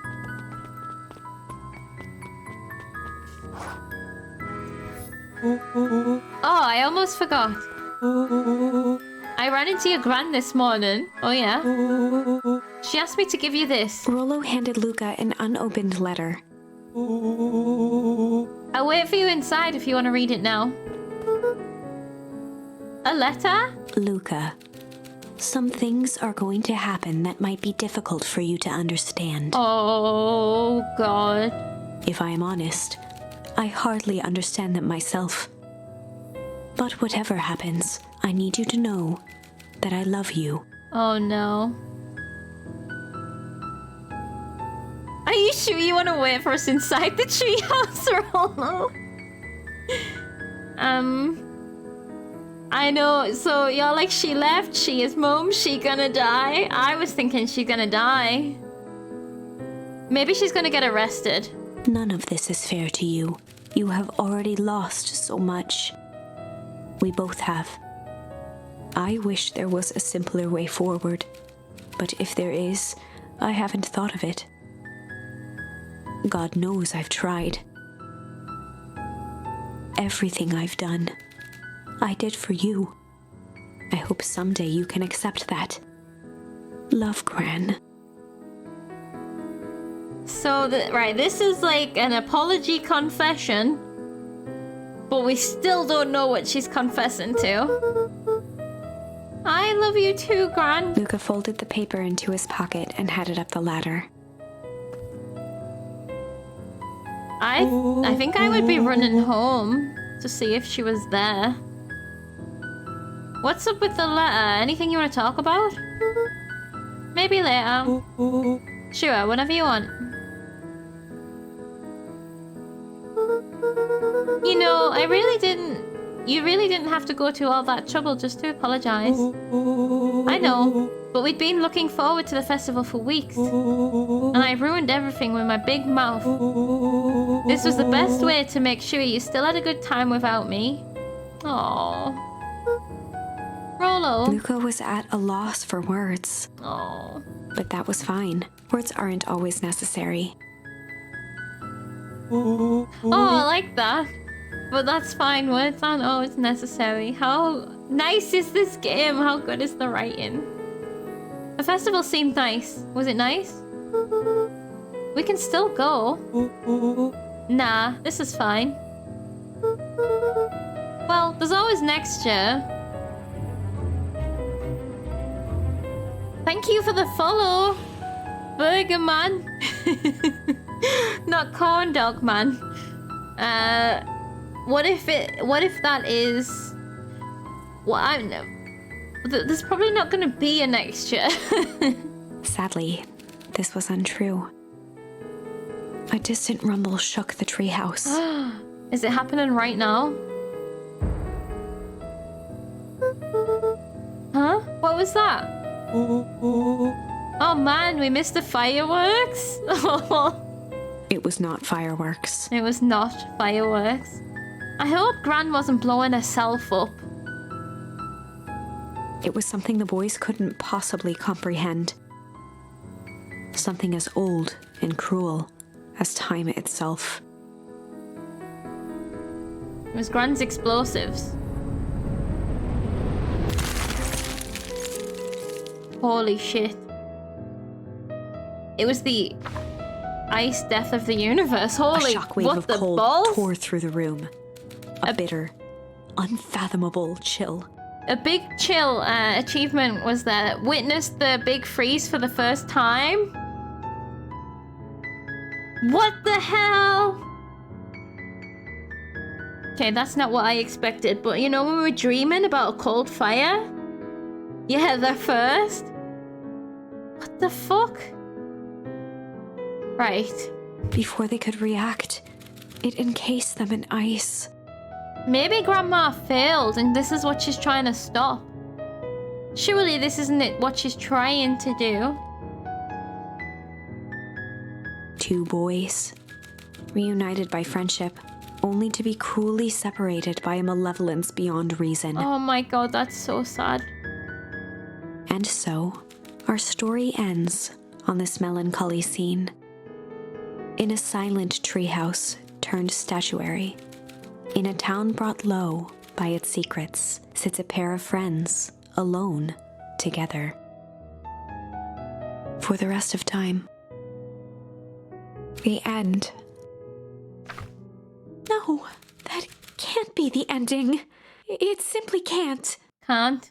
I won't accept it, and I hope you won't either.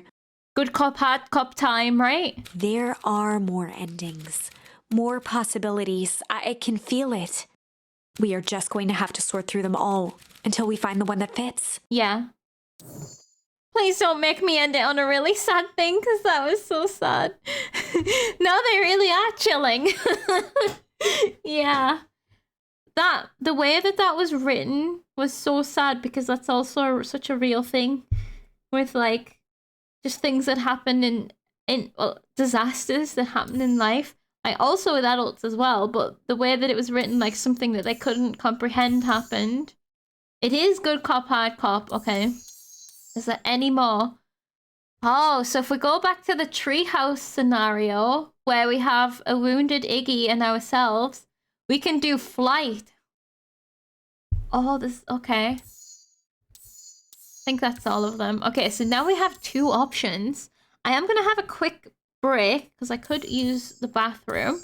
So let's have a quick pee break and we'll have a think whether we want to go back to interrogate Mr. Tolliver, which is what I would like to do right now because I want some answers and that feels like a good way to try and get some answers. Or whether we want to go and fly off the treehouse somehow. Do you think flight might actually do anything? This feels like another quick end. Do you think? Maybe we'll do that one first. I was thinking flight must be like, you know, like, because it's like fight and flight. So it's like run away somehow. I don't know how we would run away.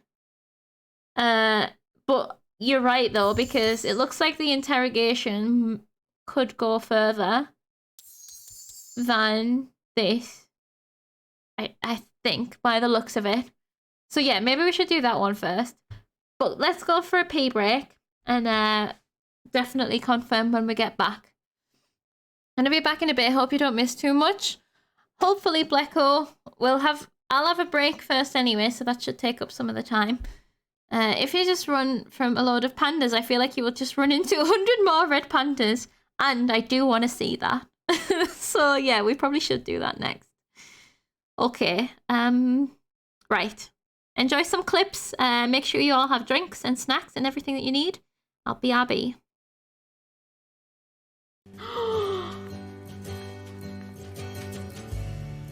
It's a hedgehog.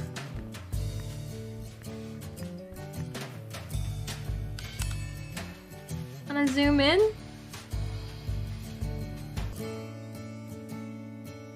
I don't know how to zoom in.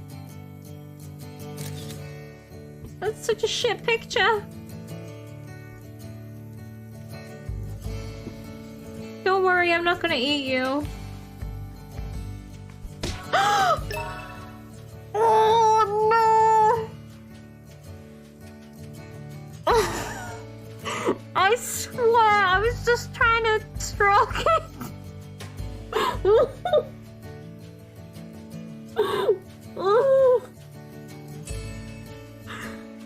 I hate myself. Oh, we have cars. They weren't there before, I'm sure. They're not. No one's driving though. Oh, because it's paused. Don't. Stupid label. Okay, there she is.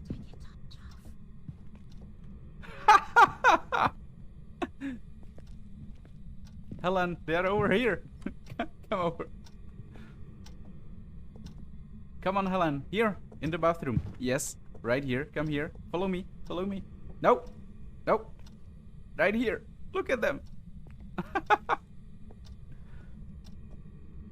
Damn you, Helen. You are not reliable. Torches? I thought Heidi said it can't. I'm not sure. Oh, hold on. Oh, that is cool. That you can like grind around the edge while. Ah!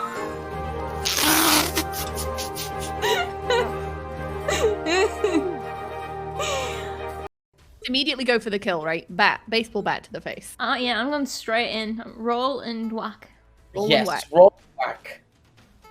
I'm not kidding. Let's roll and whack. Let's try It's- it. it's- Right, where are they? Oh, right. We yeah. are up high. Where's Crafty? Crafty. I was rolling and whacking. No one to whack. And then we do this main mission, and I think it'll open up a new area. What's Whoa! up, dog? Chandler! You shouldn't just get up in people's faces and go, "What's up, dog?" It's scary, you know. Doing good? Quick!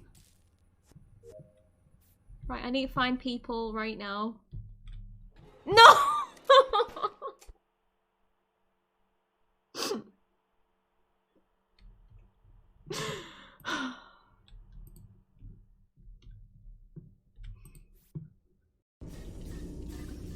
Hold on, and then, right, you're gonna have to trust me here. Alright.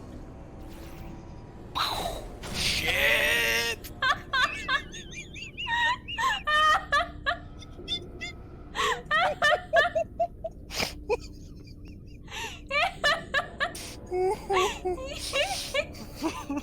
You stay there. I'll press it. Okay. Put it on. Going up. Going up. Oh, it's not working. I wasn't ready. Okay. Oh, no, it didn't work. Oh. No, Yeah. Think of the hill. Oh Friend! everyone's pushing me down. Let me up. I came up. I moved. Julie, I'm you stuck. don't Late. look The thing is okay. already gone. You actually didn't work. Wait, now what? There's Place the thing in the a thing. battery. Oh, now we can go in here. No, I want to do this. Someone put the battery in. Let's do it, Blacko. Yeah, I'm helping! Kill me! Let's ask I'm you a helping. reason for Kill me! magic wind or That's something. right. Hey, Crash, look up. We're either gonna get blended or blown up that shit. Right, don't I trip don't over know this what you time. think you are doing, but I don't like it. I want you to stop. Maybe I shouldn't send you outside of the official testing courses. You are picking up some bad human traits. What just And happened? trust me, What are you doing? humans only have one good trait. What are you doing to me? Hello, I'm back. I forgot about that portal clip with the trip. That was such a funny coincidence. You've been dying, did you? I hope that you enjoyed the clips. It's good to hear. Don't trip this time. And it was just, it's extra funny because he's the big tall one. The legs like make it look worse when he tripped as well. You just see the legs stay behind in the portal. So good. 100% convinced you did something, yeah, because you just said the game just like sinisterly plotting against, like putting us against each other. Really good. Really, really good. Okay, I am back from break. Like, was anyone else, like, affected by that scene there when they just both froze? Like, that's like the scene of like they are just in the middle of a conversation and then it's just suddenly all over and they don't even know it, and the paragraph that came with it, like that's like actually so emotional. Like, I'm not gonna cry or anything, but holy shit, that really touched like my heart in a sad way. Like, I feel haunted by it. Really sad. I'll probably cry about it tonight. Cause like, oh, just, yeah. Really, really, really, really good. Like, this game, every time I think we've got to the bottom of something, it just keeps giving. It's awesome. Let's do the flight. Whoa. Okay, I forgot how intense this was, so let's change the tone to be intense now. Right, so we are now back at the point where Rollo is kidnapped, told us to stay away from the treehouse, but we didn't hear any of the words except treehouse. Iggy has been splashed by the mutilation goo, mutation goo, whatever it's called, and they are after us, and we're about to, last time we tried to fight and it failed. So this time, we're gonna flight and see what happened. Luca drew himself up and decided to take the only option they had left. Don't just jump. Flight. I assumed it meant run away. What if it means he's gonna jump? Okay. He squinted down the barrel of the mission control defense cannon, aiming it through an opening in the dense tree branches. Oh, we're gonna make a zip line? Oh, that's so much better. he looked up with surprise as it struck true and taut. This is clever. This is good. I didn't expect that. Yeah, that's smart. Wow, I can't believe that worked. Hey, Mr. Kerr. We'd love to hear your thoughts, but I'm afraid we have places to be. Come on, Iggy. See ya, jerks. Hey! Fine, we know where that leads them. This way, we'll take the tunnels. How far did they go for them to need to take tunnels? Luca and Iggy winced as they sprinted through the thicket. The branches clawed at them, reluctant to give passage. After what felt like a marathon, Luca stopped in his tracks as they reached the clearing. Uh-oh. What the? Oh no. Do we want to know?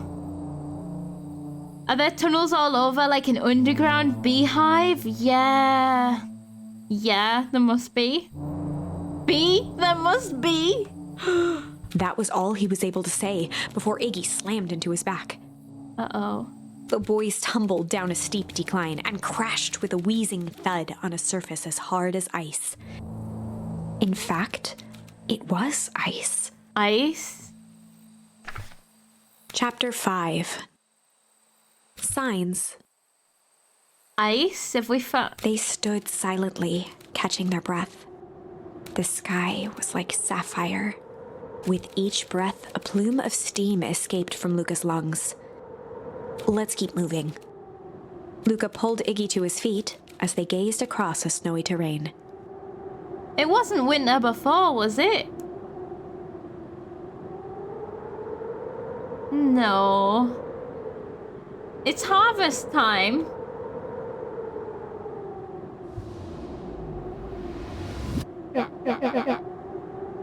That was actually pretty badass.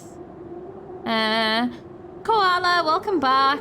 We chose the flight option, and we decided to use the cannon as a zip line and got away. We tumbled down a hill into an icy canyon. Which kind of makes sense to do with, like, the ice death of the universe that just happened. That was actually pretty badass. Uh-huh. I think we lost him. Are we up in the mountains? I don't think so. If anything, we went downhill. Then what's up with the Winter Wonderland? All I know is there's no going back the way we came. Let's see if I can get our bearings. Follow me. Find a way home. Okay. I heard you. You said I'll BRB. B is in B, R is in Red Panda. She is one of them. Oh goodness, BRB. Amazing. What terrible things are we gonna find at home? If we ever make it home. So, I wonder if this is... So this has got to be one of the tunnels then. I wonder if this has got anything... Oops. I wonder if this has got anything... Wait, what? There's the beacon. Is everything just suddenly... Oh. So it's happened? But we were outside of it? What chapter was it that happened in the previous book? Or the previous timeline? I'm not sure. Okay, let's see. Frozen Gran, yeah, oh god. Okay. What's the readout? Sitting just above 258 Kelvin. Why Kelvin? That's down a bit from last time. Should we report to Mr. Kerr? Meh, still within safe ranges. It may be spreading, but it's under control for now. Even a small nudge in the equilibrium could cause a cascade. Dude, relax. Just a few more sites to hit before we can punch out. Let's get this over with. So when they say last time, yeah, are they talking about other towns?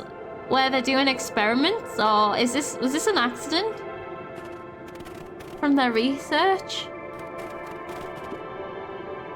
Okay, I didn't actually mean to just go straight here. Other towns are other space times. Yeah, oh god. What's all this? Hard to say with all this snow. I think it's a town sign. I can almost make out the letters under there. What town could this even be? There couldn't be another town this deep into Weepwood. No, I think we've circled back round. I'm looking at evidence to the contrary. Let's figure out what we're dealing with here. Step 1. Snow's gotta go. I'll see what I can do. Hold on, I missed things. Let me go back. Okay, thank you. A disc of smooth metal was lightly covered in snow. These children using their brains today. Yeah. Although this should lead...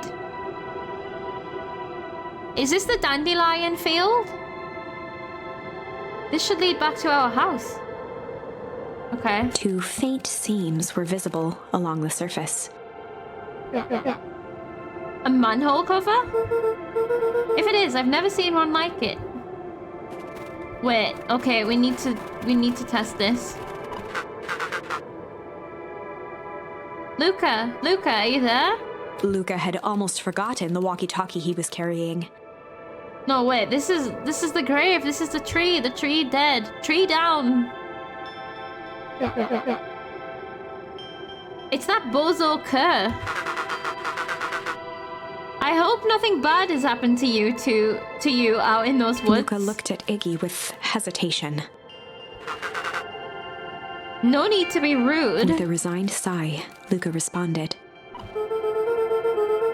It seems like the only dangerous thing in the woods is you. He speaks, the young man of the hour. Now, how in tarnation did you end up with one of our radios? Just lucky, I guess. Boy howdy, you Van Horns are full of surprises, aren't you? Did they... Okay, he's bringing up our family again. Nothing bad better have happened to Rollo. Rollo is hostage right now at this point, so that's pretty bad. Surely they can just say, come here or we'll hurt Rollo, and we have to go. Yeah, he didn't steal Rollo's. I guess we're on the work network. You knew my parents? I've never had the honor of meeting your father, but your mom sure was a handful. Luca winced, shoving the walkie-talkie back into his pocket. Do we not have more questions? I know that she's missing, but... You haven't... Oh, God. Okay, we gotta keep moving. So, okay, this is the grave.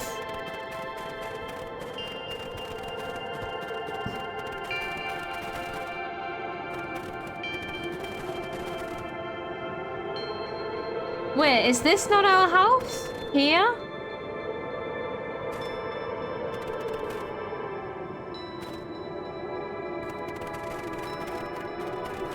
There's a scene missing, the dandelion scene of the house.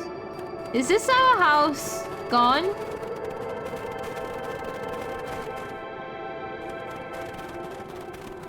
Okay, we need to get rid of that snow, apparently.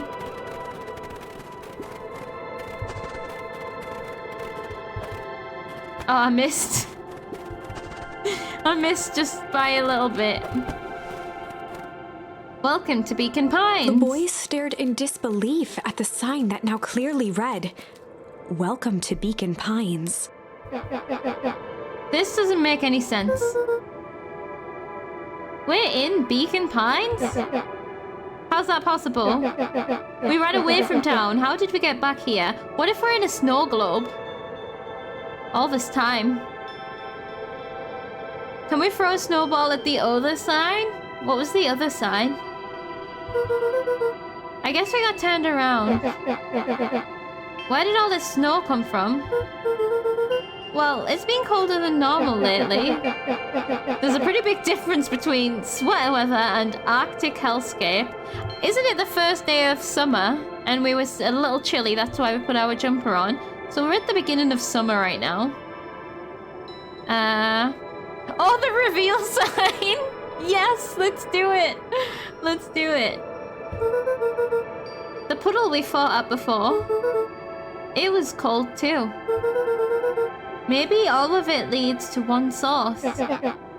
You think it's related? What the hell is going on? We're gonna get you some answers. Let's keep moving. So the goo is cold. So maybe the ice explosion was like the goo? Hold on, can I carry a snowball with me? Oh, the sign's gone! Everything's gone. God damn, look at this. It's like time's passed. That's the way to the treehouse. The fencing glistened, each chain link encapsulated with a translucent layer of ice. Looks like the stuff they put up around Weepwood. The stuff who put up? I don't know. Yeah, here's the barrels. These are toxic ones. These aren't Grand's explosives. This stuff look familiar to you? It looks like the barrel near the puddle I shoved me into. Yeah. I mean, at least at this point, that's the least of our worries. It's all frozen. Looking down at the frozen stream, Luca could faintly see a school of minnows encased in the ice. Oh, goddamn. Whatever happened here, it happened fast. Yeah, like instantaneous, like what happened before. The fish didn't even have time to run. Or, you know, swim run. Oh no, Grant tried to explode Perennial Harvest and exploded all their stuff at the same time. So maybe destroying the goo caused like a freeze bomb? The people aren't here anymore, like frozen as statues. The crunching footsteps trailing Luca went hush. He looked back to see Iggy's face twisted with confusion. Everyone's gone. What? There's nothing here but more snow. There must be an explanation for all this. We have to keep looking. You can look all you want. I quit.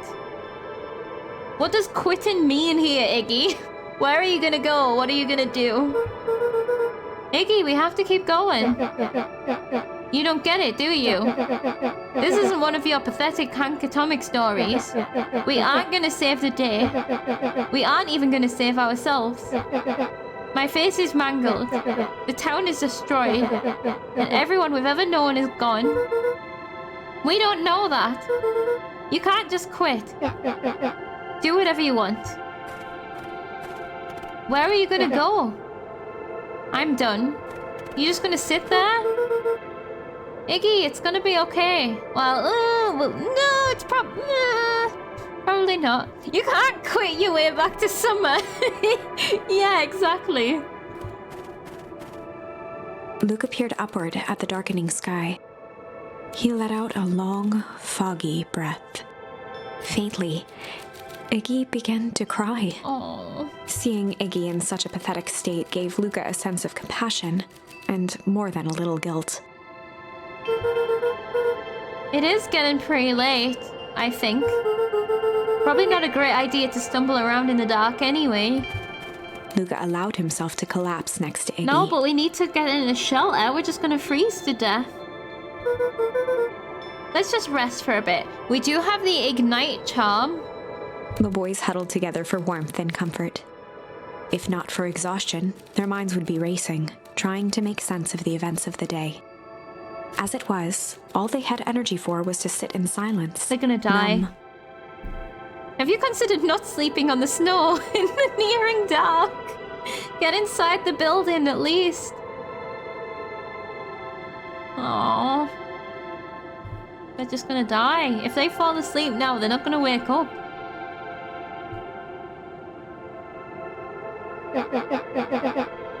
The way the snow covered everything over, it's kind of calming.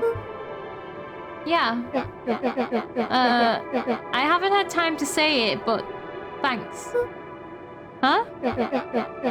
For getting us away from those creeps. I sort of froze up back there. We're like the only ones that didn't freeze up. Iggy, I should be apologizing, the one apologizing. This all happened because I lost my temper. Nah, that's bull hockey. First of all, you didn't know what that gunk would do. You didn't, right? Of course not. Only a little. And second, stop with the baloney about losing your temper. But I did lose my temper. It was self-defense. Iggy motioned sarcastically to his half-deformed face. Obviously. That's exactly what you should have done. Huh? I was being a horse's ass. You were supposed to be a horse's ass in response. That's how it works. Iggy, I'm having a hard time following. You wanted me to fight you? Of course. Jeez, you goody-goody types take forever to understand this very basic point. Yeah, at least Iggy acknowledges that he spent like 5 minutes trying to make you lose your temper first. Yeah. Like he wanted the rise. Why would you go around saying cruel things and getting into fights? Iggy shrugged.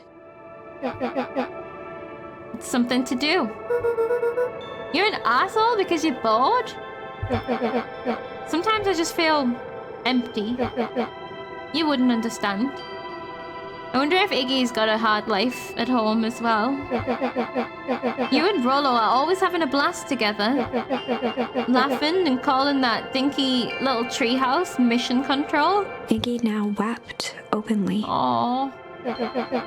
Perfect little Luca Van Horn. With his perfect little life. My life is not perfect. Everybody in town likes you. Not everybody. Hell, that new girl hasn't even unpacked yet, and even she already likes you. You have Tish. He wiped his nose with a sleeve. Don't cry in the freezing air. Oh no, they're gonna freeze with tears still in place. I love Tish. Tish is great. But she ain't exactly the world's greatest conversationalist, you know? Luca gave a warm chuckle. I get that impression. Iggy cleared his throat as he wiped his eyes. Huh. Must be raining out here. Definitely. Is he saying that because of the tears? Iggy arched into a wide yawn. We should probably try to get some sleep. Yeah. Let's lay low for now. Tomorrow we'll get to the bottom of all this. No, at least get up and... Aww. This is bad. They're probably getting hypothermic, so they're just like, let's go to sleep here. You at least need to like... If you could find some sort of blanket, get inside somewhere and like make a small space and huddle up in it together, you might be able to survive a cold for the night and then try and figure it out tomorrow. Luca's eyelids began to slowly drift shut. So we learned a lot about Iggy there as well. Like Iggy's jealous, like, and sad. But he obviously also isn't seeing the downside of other people. Like, he literally is thinking that Luca's life is perfect and we know it's not. Uh-oh. Yeah. We're drifting away. Luca? Yeah? I always did want to see the inside of your dinky little treehouse. He could have just been friendly to us and I'm sure that we would have been friends. What do you think? Not bad. I'll give you the full tour when we get back. You know what? That's all Luca could whisper before succumbing to sleep. Oh. Iggy snuggled in some more. When it comes to worst days of my entire life, this one wasn't half bad. This game is trying to break my heart. The house smelled of warm bread. Oh. We're dreaming. Luca was playing with toy blocks on the living room rug. Oh, we're young. He looked up to see his parents on the couch. Mom as well? His mother held his father's head in her lap. She idly stroked his hair while humming a song. A voice behind Luca spoke. "This is how you remember them, huh?" Luca turned to see his own face. The doppelganger from his dreams, still clad in a yellow hazmat suit, still carrying a look of disdain behind empty eyes. So, like, but this one, this doppelganger was in the previous dream, which foreshadowed the big freeze. Okay, so we should pay attention. Aww, look at this perfectly cozy scene.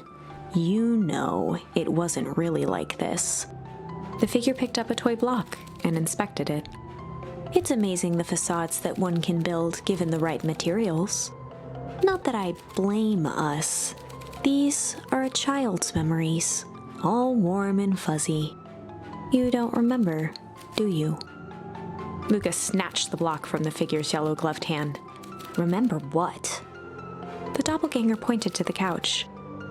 The last day we saw him alive. The day he chose to abandon us. Luca turned to look at his father, still lounging on the couch. Is the doppelganger him from after the game who knows everything? Maybe. That's not true. He didn't abandon us. The doppelganger waved his hand dismissively. Everything is true here. It's just a matter of what we choose to see. Let me show you. The world flickered and pulsed. Luca was sitting next to his bed, listening to his heartbeat with one of his dad's stethoscopes. The doppelganger limped into the room. Now, we both know that's not how this went. He grabbed Luca's hand and guided the stethoscope to the floor. Luca heard muffled shouting, brought close by the stethoscope. It was his parents, fighting. So, it wasn't all rosy and they didn't get along very well? Maybe he worked a lot and wasn't there much? Do you remember what we did next? Luca gave a slow nod and crept down the hall to peek through the banister. He could see the outline of his mother at the bottom of the stairs. Damn it, Walt. We can't afford to get involved in this. She was scared. His father stepped forward. What am I supposed to do? Just watch? Okay, so he is getting involved, like he's the stuff that we saw before about him, like discovering the reason things were happening. And he's wanting to get involved and she's like, no, don't do it, it's bad. There's a sickness in this town and we both know who's behind it. I swore an oath to help people. I won't turn my back on them. Luca's mother grabbed Walt. She was crying, pleading. I can't lose you. So, hold on. Walt calmly removed Eleanor's hand from his shoulder. Did we know our mom was called Eleanor? What's right is right, and what's wrong is wrong. Remove the hand from the shoulder. That is a strong movement. I can never live with myself if I let Sharper get away with this. Right, we know that Sharper apparently died 6 years ago, and our dad died 6 years ago. But Sharper actually may have just become young again. Eleanor raised her voice. Spare me your bullshit platitudes. What about our son? Luca flinched, dropping the stethoscope down the stairs. Walt turned with a panicked smile. Luca, is that you, buddy? With tears in his eyes, Luca descended the stairs. Mom? Dad? What's going on? Walt dropped to a knee to meet Luca eye to eye. Nothing, buckaroo. Your mom and I just got a little overexcited is all. Luca placed the stethoscope against his father's chest. His heart was racing. It sounded like you were going somewhere? Walt gently removed the device from Luca's ears. Listen to me, Luca. I have some business to take care of. I'll be back in time to tuck you in. Luca hugged his father tightly. Promise? Walt stood up and walked to the door. He glanced over his shoulder. I promise. Oh, he promised. Never promise. Never. A business course, yeah. With a wink and a grin, he put on his hat and strode out into the evening sun. Is that the last time we saw him? So, A figure approached soundlessly from the foggy snowfall. Okay, hold on 1 second. The doppelganger is like our dad abandoned us, but he was doing what he thought was right for the entire, town, trying to save people, and we're taking that as him abandoning us. Now, remember when our grand sent us that letter and she's like, this is bad things are happening, but I'm doing it for you. But like, what if in the end we need to get Gran to realize like what we need is the person there, maybe? Like doing things for us, but we're left alone as a result? That's not good. I don't know. It's just like something to think about. Okay, who are you? Yeah, little mouse.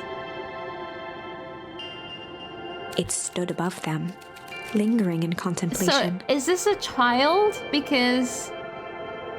back, what did I miss? Okay, welcome back, Blecko. We went down the route where we're at the tree house, and we chose flight instead of fight, when we were surrounded by pandas. So we got away, and we tumbled down a hill, and found the town frozen over, so...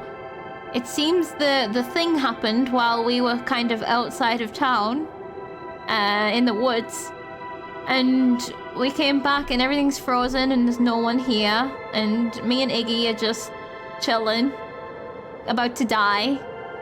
We had a dream. Our mum was in the dream, and we remembered the last time we saw our dad, it seems, and our mum was asking him not to get involved in the town. And he was saying, like, it's my duty, I swore an oath, like, I have to protect the people or something. And then he left. And that's kind of it so far. They're crying and falling asleep in the cold, so about to die for sure. And Iggy opened up to us a bit. The reason he is the way he is because he's jealous, and he thinks we have the perfect life. And like, he's lonely, and but it was really sad. He was like crying. So we've come to from our dream, and this mouse girl is here. She's so small. I don't know if she's just a small adult or if she's a child. Yeah, he's probably referencing the Hippocratic Oath that doctors in America have to swear on becoming doctors about helping people. Yeah, exactly. Okay. Slowly raising one hand above Iggy, it snapped out 2 brisk raps on his head. Just whacking him? From a deep slumber, Iggy sprang up defensively. Get your hands off me. Whether it was the calming presence or the recognition that he was not in danger, Iggy felt his clenched fists lower. Who are you and why are you so calm? Just what do you think you're doing? Luca looked up, gradually remembering his whereabouts. The figure exhaled a cloud of warm vapor. You two certainly have caused a lot of commotion. What's that supposed to mean? Take it easy, Iggy. We were asleep, minding our own business. You're the one running around knocking on people's heads. Sorry if I hurt you, Iggy. You didn't hurt nobody. Anybody. Huh? Oh, I see. You think you're better than me. You. When it came to complete strangers, Iggy had trouble cobbling together an insult. Oh. You big-hatted, scarfy-necked furball.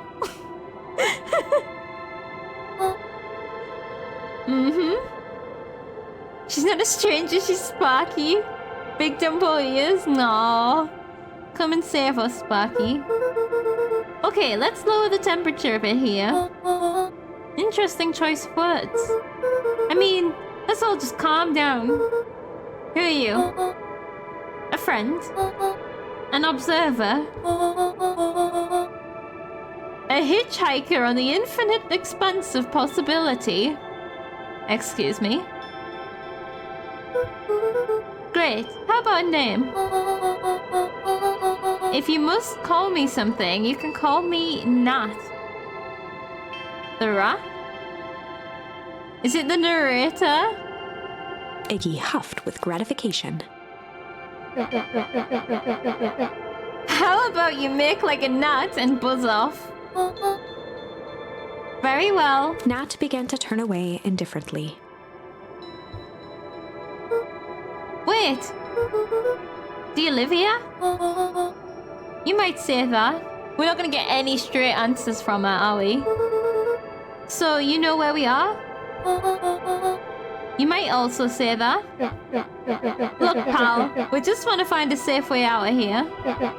You gonna help us or not? Before knowing how to leave, one must know where they are. Alright, that does it.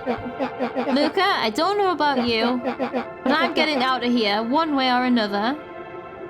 Oh, we just needed a nap. Now we're all reinvigorated. Iggy turned sharply and began to stomp off. Enough with the riddles. Iggy, wait up. Realizing he'd worn their patience then, Nat relented. Oh, he? Oh, he. Very well, I suppose this isn't the time for metaphors. I'll show you how to get back home. Not Sparky, no. Luca and Iggy turned around with hope in their eyes. Come here. Nat took a deep breath in. Close your eyes. Nat exhaled slowly, then snapped his fingers. Step 1. Open your multiverse traveling storybook. Yeah. Okay, open them. For a brief moment, Luca and Iggy let themselves believe that some great magic was about to unfold. Until they opened their eyes and found themselves in the exact same place. Cold and disheartened. This is your home. This is Beacon Pines. Look, Nat, we don't know how we got here. Maybe we stumbled through some time travel gate in Weepwood. Or we teleported to some alternate universe. Or this is all just some cruel experiment by Kerr and his goons. But this is not our home. You're inching closer to the truth. Alas, the reality is much less fanciful. Just give it to us straight. So be it. As I said, this is Beacon Pines. The original, true Beacon Pines. Ah, find a way home was the objective.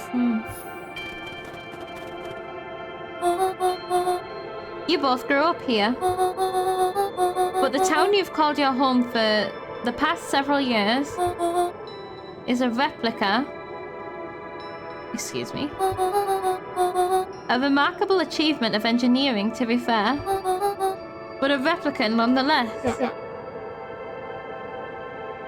Oh, remember when,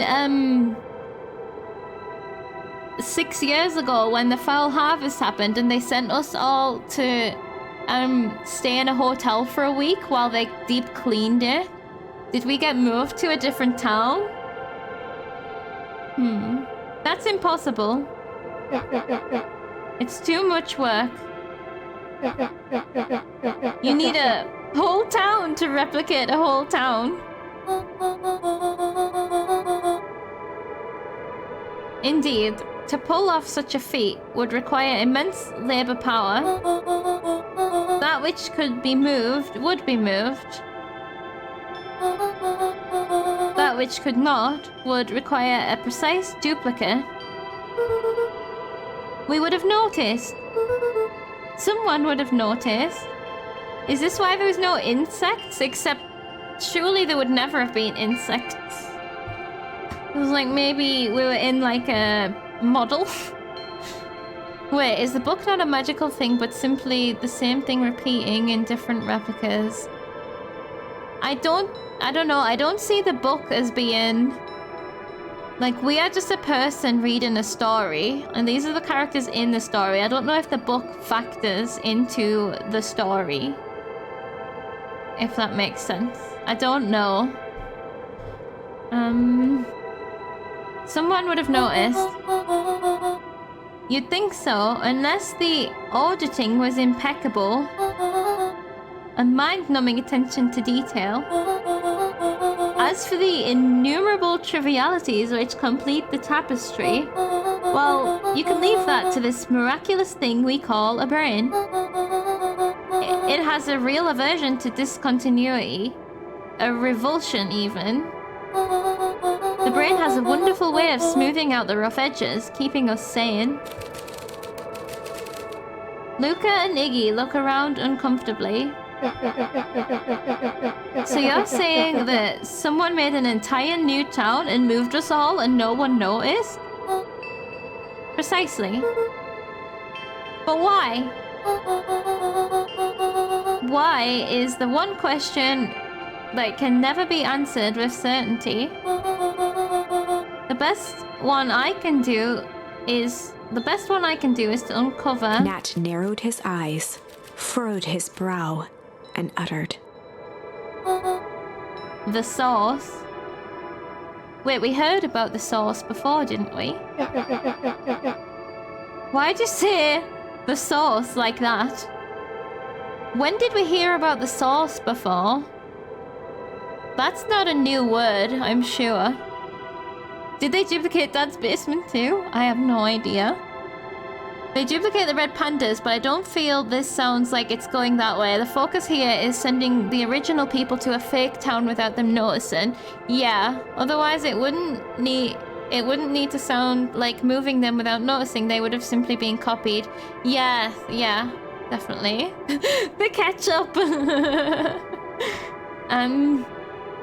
Yeah, it's like it sounds like the move happened when they all got put up in those hotels. So maybe it was being planned all along for some science reason. This whole town is a science experiment. Why indeed? Luca began to laugh uncomfortably. It's all ridiculous. There's no way they could... He looked down at his feet. His eyes started back and forth in contemplation. With a sudden pain, a thought struck him. If this really is home... He sprinted off into the pale distance. I would not be surprised if the source is the book, but I'm not sure if the book is actually going to end up involved. Yeah, I wish I could remember the context, because I'm sure they said about the source before. I can't remember who said it or where or why. So, what? This is the original Beacon Pines. The one that we moved away from. This one's the one that had the foul harvest, if this is all true. And we've ended up back here. So then how did the other Beacon Pines end up frozen when we were in it? Huh. Sounds like foul harvested, reconstructed elsewhere, and fixed. Yeah, that's what I'm wondering. Was this always nearby? This is like a town over. Is the source the thing that's making everything cold? Yeah, that's why they said we ran away from the town. They were actually right. I thought they just got turned around. And the explosion had happened while they were away. God damn.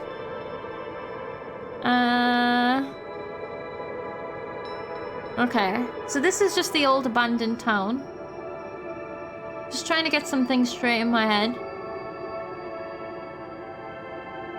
So what's he gonna go on? Oh, because when we arrived here, like, I was like, there's a scene missing. Because the dandelion field, or our home field, wasn't there. The grave was there, but no tree. There's no harvest stuff. Okay. What's he gonna do? As Iggy turned to follow, Nat called out. Iggy.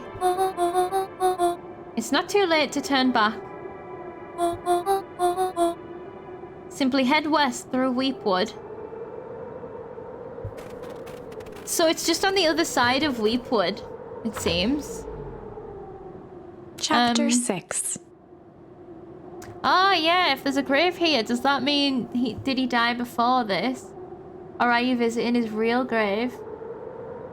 Oh, good point. The real grave should be this one, I think. And he died before this, presumably. Oh, the Weepwood fence was to stop people getting here. Oh. But was there? Yeah, there was. We went to it. There was like a stone, like, sticking out of the snow. The tree wasn't there, but there was a stone there, I think. God damn, we probably can't go back either. Also, how do we not remember about the freeze? Because it probably happened while we were away. Because we remember the foul harvest, and maybe the foul harvest was just the start of the freeze, or the excuse to get us to evacuate. And then everyone evacuated. You didn't see the grave? I saw it. Like, we walked up to it. I mentioned it a little bit, but I don't think we're going to get to go back to have another look. The source. Okay, the source. Nat expressed his sympathy with a shrug and sauntered off as unassumingly as he'd arrived. But who is Nat as well? Like, he'd given Luca and Iggy what they needed, and nothing more. Okay. Okay. As Luca sprinted across the snow, the events of the past few days became clearer, pieces to a larger puzzle. Rollo said he was underground somewhere, captured. Also, remember the man in the hazmat suit said last time? So, like, it makes sense if whatever science they are doing has been going on for a while, because, like, they didn't seem phased. They were just testing the temperatures and stuff as if they do it every day. Maybe that was to avoid getting too complex, but it would have been a good opportunity to show that you are not in the place you thought you were. Maybe, yeah, it's... The house wasn't there, is a thing, but the house maybe got blown down? I don't know.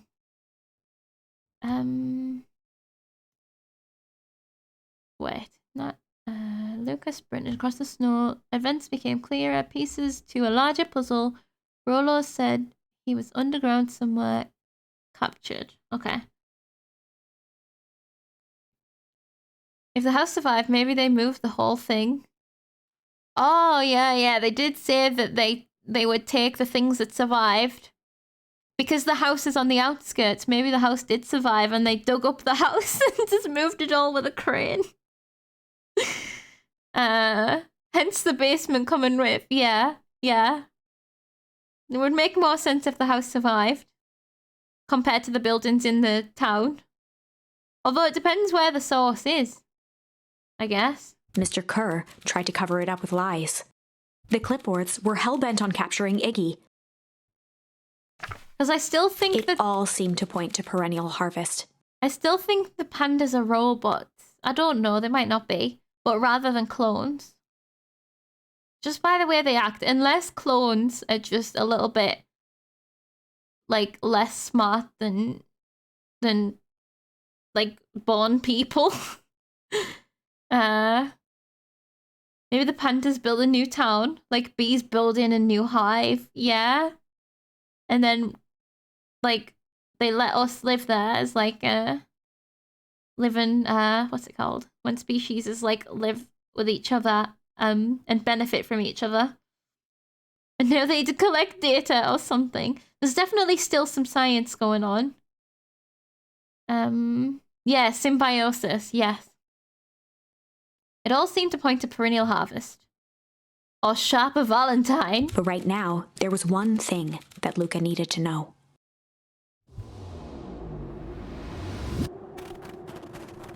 Luca stopped dead in his tracks. Oh yeah, we've gone. This is where Luca's going. Here it is. The tree was gone, uprooted and moved, leaving a raw gash in the earth. Oh, so they moved the tree. That's why the tree isn't there. He dropped to his knees and dug wildly at the cold snow. See, there's a stone that I saw anyway. His numb hands hit something hard. A headstone. A dry whisper escaped Luca's lips. Are you digging for the coffin? I'm not sure. You're here. All this time I thought I was visiting you. But you've been here, alone, in the snow. Dad, I'm so sorry. Oh. They ruined your favorite spot in the world. Our favorite spot in the world.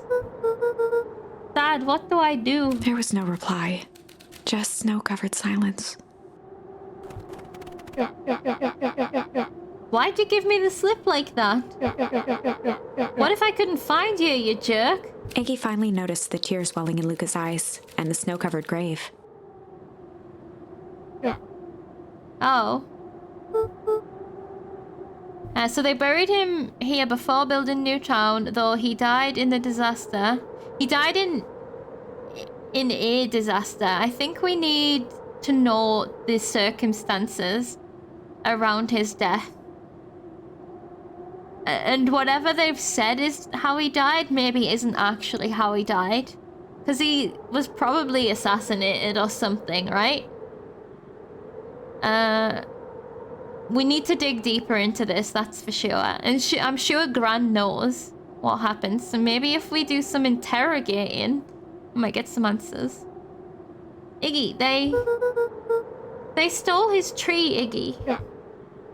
Yikes. Suddenly, they heard the crunch of approaching footsteps in the snow. Oh my god, run. We gotta hide.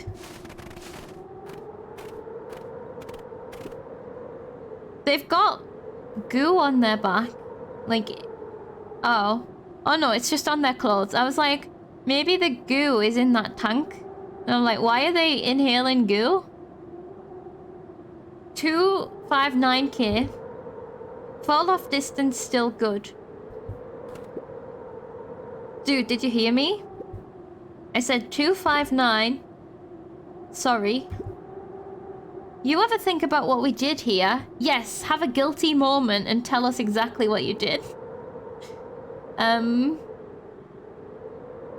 Certainly doesn't fit with my understanding that it all went down 6 years ago with an incident. I was thinking it might be in the tank. Oh, that was two different sentences, sorry. I was thinking it might be in the tank. It's primarily on the tanks. Yes, I had the same confusion. So, okay. First of all, that's not Gran, definitely. Just to be sure. We saved a whole town of people. Doesn't feel like it sometimes. What about everything we left behind? That's the grave of someone with a family. The people who love them will never know the truth. The truth is overrated. He bent down to scoop up a snowball and lobbed it playfully. Oh god, don't hit the bush. Okay. Hey! Don't be such a downer, dude. We took this job to change the world. Yeah. Come on. It's almost lunchtime. What was that? Weirdo. Like crab walk off the side of the screen. It's not implying what you thought it was implying. All good, all good. So, they think they saved a person and they have good intentions about changing the world again.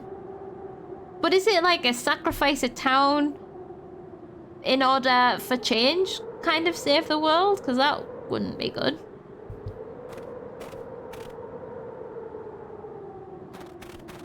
Okay. When he stopped to look at the grave, I was thinking, who had paused by the grave, who was tired, who knew what happened, who was wearing a hazmat suit? But then he said, their family will never know. I'm like, oh good, not your future self. Oh, okay. You thought it was going to be our future self? That would have blown my mind. I didn't even think of that. Richie! Hello. We could sacrifice Redditch. No one would miss Redditch. How's it going, Richie? This game's taking some turns. Here I thought I was a jerk. These dinguses are out here literally dancing on graves. Luca stuttered through heaving sobs. Oh. I thought I was visiting him. I thought he was with me. Not gonna lie, that's a bad break. Here's some advice. Iggy gave Luca a solid smack on the back of his head. Oh, thankfully it wasn't on the shoulder. Thank you for that. Hey! Who's any of this helping? What? Sitting here in the snow, crying like some pushover. Are we getting the tough love now? Who are you helping? Iggy, look what they did. They lied to everyone. Blah, blah, blah. Luca Van Horn, you're a lot of things, but you ain't no pushover. What did I tell you before? When some jerk comes at you, acting like a horse's ass, I should stand up for myself. Hell yeah. Kurt and his merry little band of clipboards pulled off this switcheroo for a reason, right? Nat mentioned something about a source. Luca wiped his eyes with a sleeve. Whatever's at the source must be awfully valuable to perennial harvest.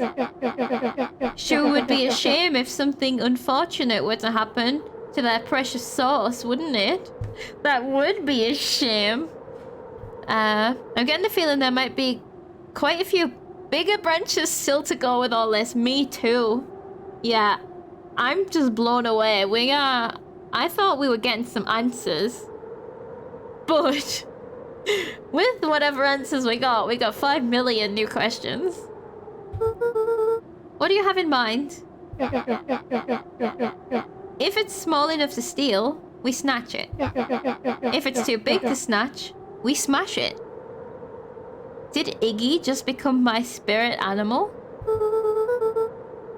So we snatch it, we smash it. Oh, and what if it's too big to smash? I think we burn it. Iggy flashed a mischievous smile and cracked his knuckles. It's pyro time, baby. I'm always up for a challenge. Maybe that's what the Gran was doing. She was blowing up the source.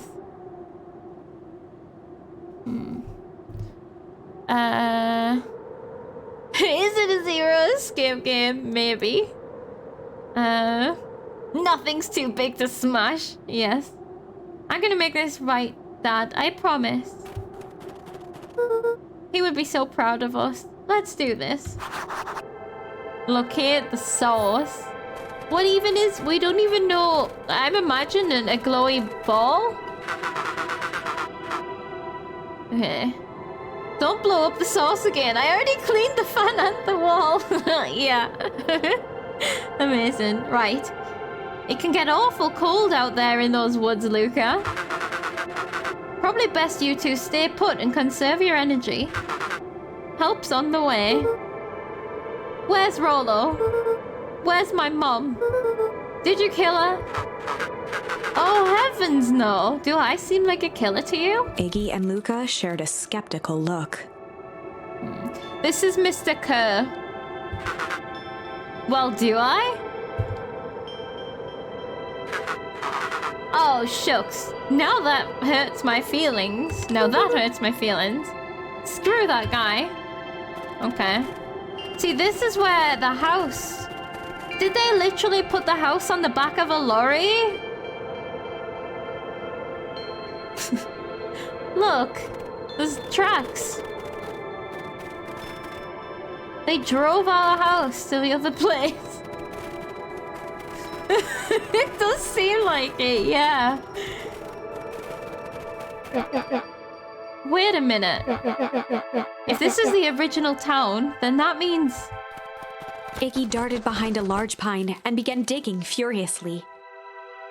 He emerged holding a shoebox with a crude skull painted on its lid. Treasure? What's that? Long story. So, this is why you should always bury treasure. So, oh no, a pet? No! The box would have decomposed. Oh no, it wouldn't, because it's so cold. So a few years back, Oh no, it's contraband. I came into possession of some premium grade fireworks. Not the wimpy firecracker stuff they give kids. The good stuff. So why did you bury it under a tree? American houses are quite light and many can be transported in some cases. But with a basement? Maybe they just got a really big digger with a big scoop on it and just scooped it out. Came into possession. I.e. snatched. So why did you bury it under a tree? That's the long part of the story. You and Rollo were doing chores at Rollo's chicken coop. And you guys pissed me off for some reason or another. Luca rolled his eyes with realization. He set the fire? No, you didn't. Iggy stifled a chuckle. Yep. I just wanted to give you guys a little scare. We are still in the snow. Wouldn't there be a hole here? Or at least a basement if it was ever here?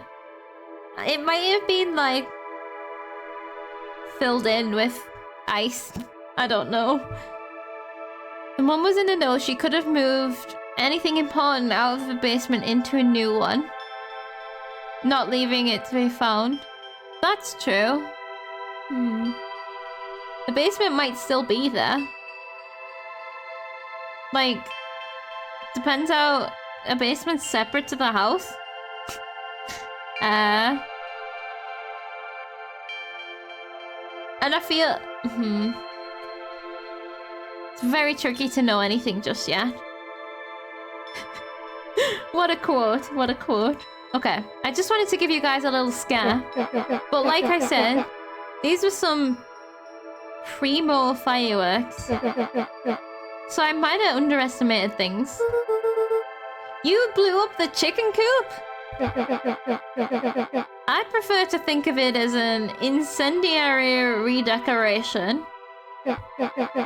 Sorry, but you should have seen the looks on your faces. Rollo got grounded for months. Which is why I needed to stash the evidence and lay low. So I buried him under that tree. But when I came back from later, they were gone. Oh, so he's been back for them in the new town and they were gone and he just thought, oh, well, someone's found them. But no one found them. They were just in a different town. This is at least some proof that this is definitely the old town, right? I think. She wouldn't need to know... Did the mum know about the move too? She wouldn't need to know. She might just take it in case the cleaning checked in the basement That's true, yeah. Because as far as they knew, the town was just having a massive decontamination by this new company after something weird had happened and after her husband had died knowing things. So, yeah, she probably, as they left, took as much as she could, I guess. Yeah, that would mean they also remade the basement, yeah. But that could have been done in any time in the last 6 years.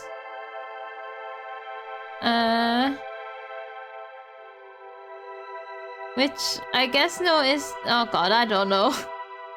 I don't know. I figured some grown-up found him and tossed Iggy them. triumphantly raised the shoebox. Turns out, it wasn't the fireworks that got moved. It was us.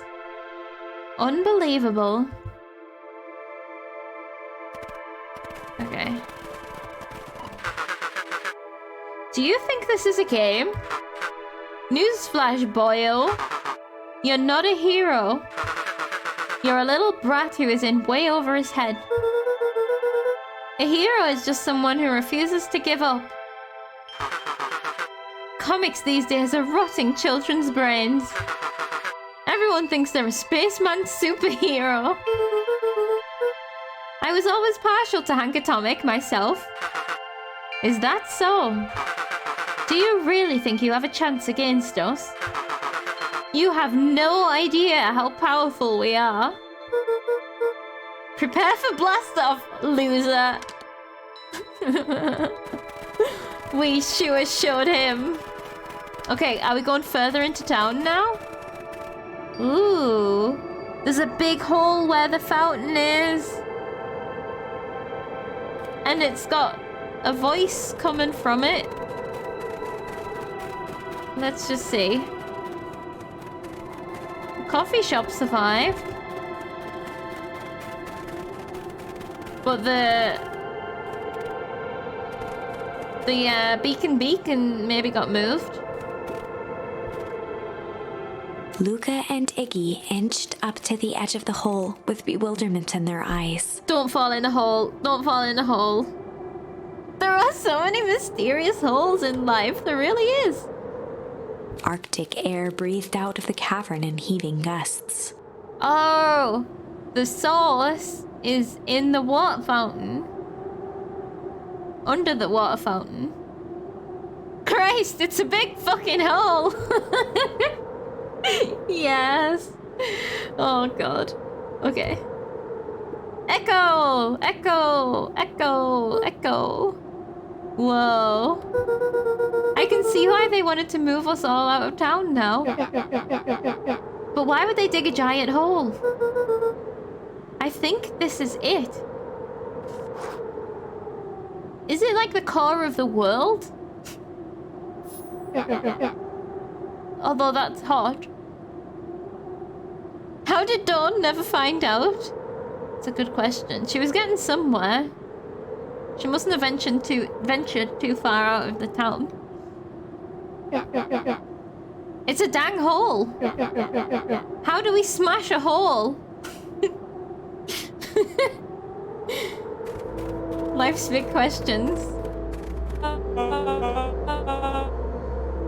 Oh, it is much more than that, my annoying little friend. Kerr.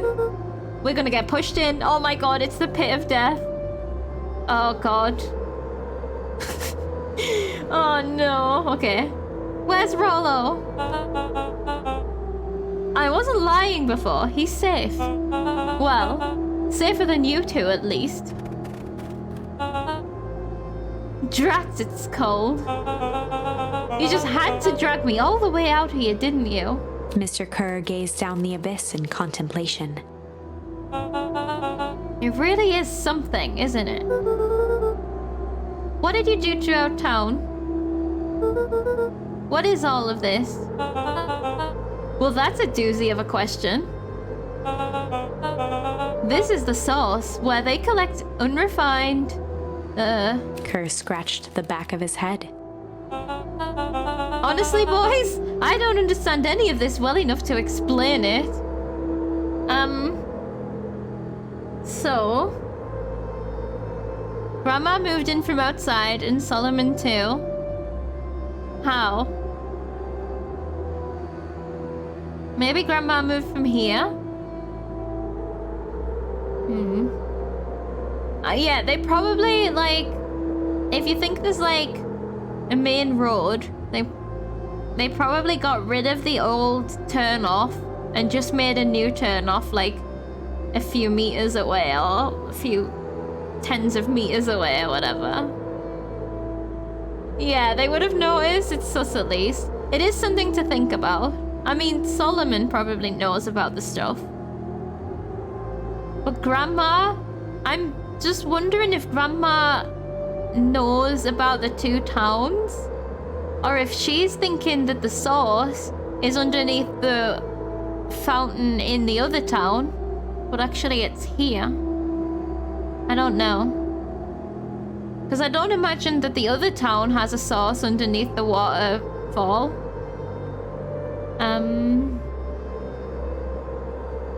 You think she does? She needed a hazmat suit. That's true. Yeah, back at the time when she did that, we only knew about the warehouse. We didn't know about all of this. Maybe she is if she's trying to drop explosive jam down there or something. Yeah, we all don't have hazmat suits. That's... I mean... We don't know... Like, the hazmat suit... Yeah, my brain specifically is, like, making that to do with the warehouse. I think it's not to protect them from stuff, it's to protect them from transporting the goo. That's why they have gooey shit on their back. That was protect from specific stuff. Yeah, I think it's like also kind of a uniform to like identify the workers that are doing science. Yeah, a cold suit. It's called a suit is helpful, yeah. Exactly, like all of that stuff probably, but definitely people that work with the goo would need the hazmat suit, 100%. And we're not working with the goo, so hopefully we're alright. Yeah, convenient for the story so we can see who's who, exactly. Or can't see. Like, we didn't know, well, we kind of knew that it was Gran in the other suit, but like, we don't know who those two workers were. They could be people that we know, technically, even if we don't. Yeah, a tank for transport, maybe. Depends what they're doing with it as well. Honestly, boys, yeah, I don't understand any of this well enough to explain it. Fact of the matter is, I'm not paid to know. What do you mean you don't know? Ain't you in charge? Oh, heavens no. My role is merely to flash a winning smile and manage various complications. Complications like us? You are a smart boy. His face contorted into a saccharine grin. He's not of the science mind. It really is nothing personal. He's gonna push us down. Some people are destined to strive for greatness, and others are simply obstacles along the way. Seems like you were destined to be a creepy lackey. Yeah, Iggy, bully him. He's doing the smile all right, yeah. The point is that we all play out our part in life. Mine just happened to be a lead in the role of a lifetime. And you happen to be extras, ready for your curtain call. We aren't giving up without a fight. Your smile's not going to be so winning after we're done with you. Are we going to put a firework in his face? Now, boys, there's no need for melodrama. It makes even a professional such as myself embarrassed for you. Let's change the mood a bit. Kerr snapped his fingers. Scene change. Melodrama. Uh-oh. There, that's better. Deal with them. Okay. So, like, we know these are the two different types of staff. Well, two of the different types. There's also Nun Creed and, like Kerr. But I don't think the Valentines are associated, other than Sharper. I don't think Eris and Gus know about all of this. Maybe they do? I don't know. Iggy turned to Luca with a sly glance.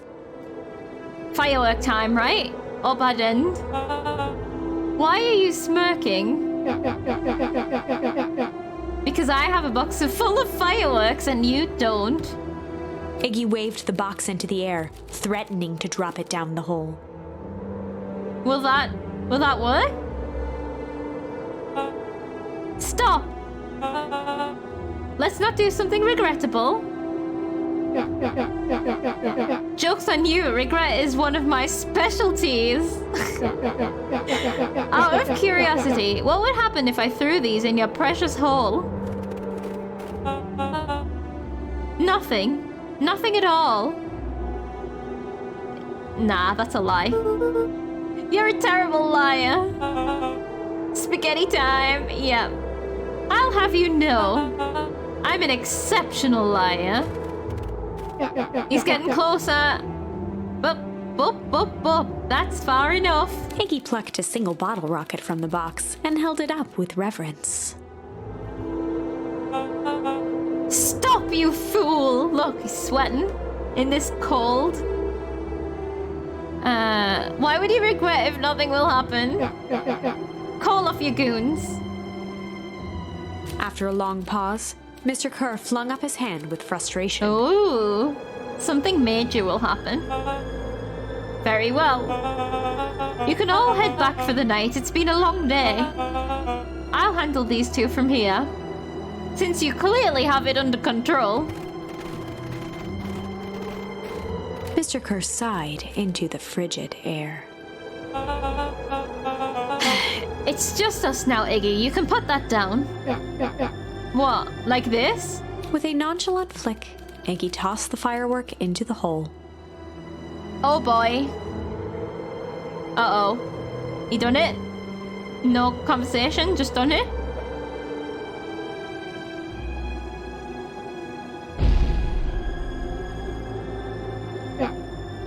Ooh.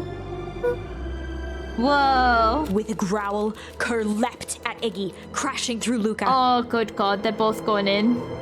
That's stress face! This is fine. That's the vibes that face has. Oh, Iggy God. tried to twist away, but in the struggle they both tumbled over the side. Iggy, drop the fireworks. Then an explosion will happen, and he'll let go and you'll be shot back up, right? Oh. Maybe we can help? No, we might get dragged down also. Luca dove forward, bracing Iggy's hand just before it slipped. His grip was made precarious by the cold, wet snow. Yeah, we've got nothing to grip onto. He could see Kerr further down, clinging to Iggy's coat. God, Iggy's strong. You reckless child, what have you done? Look at him. Kick him in the face. Yeah. Luca, listen to me. Hold on tight and use the walkie-talkie to call them back. How, what channel do I use? It doesn't make a damn difference. They're always listening. If you do that, the clipboards will just haul us up and snag us both. We're gonna sacrifice Iggy or not? The only way you get out of this is if Kerr's out of the picture. Just let go and save yourself. Oh, Iggy! If he lets go, we both die. I don't want to die, but seeing the look on your face almost makes it worth it. Oh, Iggy with the sass. At least Iggy is volunteering. No. Mr. Kerr, you've had a long life. Why don't you actually do something selfless and just let go? Mr. Kerr gasped with insult. Long life? I'll have you know, I can still play 25. You should have heard me sing the part of Phyllis Young. With a wild look in his eye, Mr. Kerr began to hum a proud melody. Mr. Kerr, quite frankly, I couldn't give two shits about anything to do with your life. Just let goddamn go of my new friend. Prum dum dum. Property dum dum. Wow, can you believe this guy? He's all about the theatre and playing parts. Yeah, he is drama. Like if we go back to Disco Elysium traits, he is drama. Drama, drama, drama. Hum. It's not good cop, hum cop. Luca's hand began to cramp. His voice began to crack. He needed a kick in the parts, yeah. Kick him, Iggy, now. I think the problem is because he's got hold of the coat, Iggy's legs aren't long enough to kick him, maybe? Oh no. Kerr, just let go. No can do. If you want to save your friend, you'll have to save me too. Kick him with fireworks. That's the only plan I've got. Luca, look at me. It's okay. Luca felt Iggy loosen his grasp. No, Iggy! No! You aren't going to kill your friend like that, are you? Every muscle in Luca's body burned. I'm not his friend. Yes, you are. Nah, I'm just a no-good bully. Like you, Kerr. Iggy, no! Luca felt his hand slipping. No! And I told you what you need to do with bullies. I can't! It's your only way out of this mess. No! No! Two birds with one stone. No! I don't think we have a choice. Oh, we could just stop playing now. Then they can hang there forever. It makes sense for us to fall together. Wackadoos travel in packs. A calm settled over Iggy's face. Even Iggy's mature. Stop the game! Alright, nice stream, great game. Good luck. Good thing we never had to murder any children. Luca, let me do this. No. Iggy's voice was colder than the bitter air billowing from the chasm.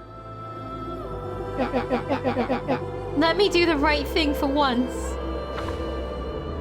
We do get a choice. Luca had no choice but to something Iggy's request. Refuse or accept. God damn. To poop his request, yeah. Hum his request. I'm refusing. We're gonna do both, right? Eventually. So we'll see the accept. I'm not being a rose in this world. I'm not gonna let go. There's room for us both up here, Iggy. I'm refusing. You will have to murder the child eventually. Choice but to refuse Iggy's request. He tightened his grip and reached for the walkie-talkie in his pocket. Oh, this could mean that we're just being sacrificed anyway, but we'll find out. A wild delight crept onto Mr. Kerr's face. Oh, god damn it. Oh, that's infuriating. That's a good lad. Now, radio for help. I wonder if we're gonna get a third option for this at some point. Luca had no choice but to accept, refuse. I wonder if there's a different word that we'll get that could kind of swerve that so we could do something else. A secret third option. Iggy begged Luca with his eyes one last time, but Luca pressed the button and called out. I'm sorry, Iggy. This was too difficult. Not too late for fireworks to the face, exactly. You were just putting the inevitable off. We might get some information. I I was thinking change, but you have change. Yeah, we do have change, so it mustn't be that. God damn it, game. We need help. Mr. Kerr is in danger. It wasn't long before they were once again surrounded by clipboards. Mr. Kerr sighed with relieved frustration. There you are. You really are a worthless lot, aren't you? I like that she does the voice similar to how I do the voice. Mirror, now. A clipboard dutifully produced an ornate ivory hand mirror, and Mr. Kerr began preening his tousled hair. A mirror! This guy needs to go. Ah, that's better. Mr. Van Horn, I applaud your sharp thinking under duress. I'll put in a good word for you with the founder. Take them away. The founder? Don't tell me the founder's our mother. No. It's Sharpa, right? True or false? Mr. Kerr is actually Spanish and his real name is Juan Kerr.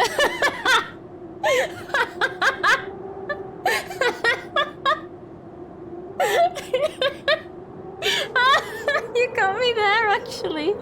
I was like, I'm not going to understand this joke. I don't know what you're referencing until I said it. Excellent, Richie.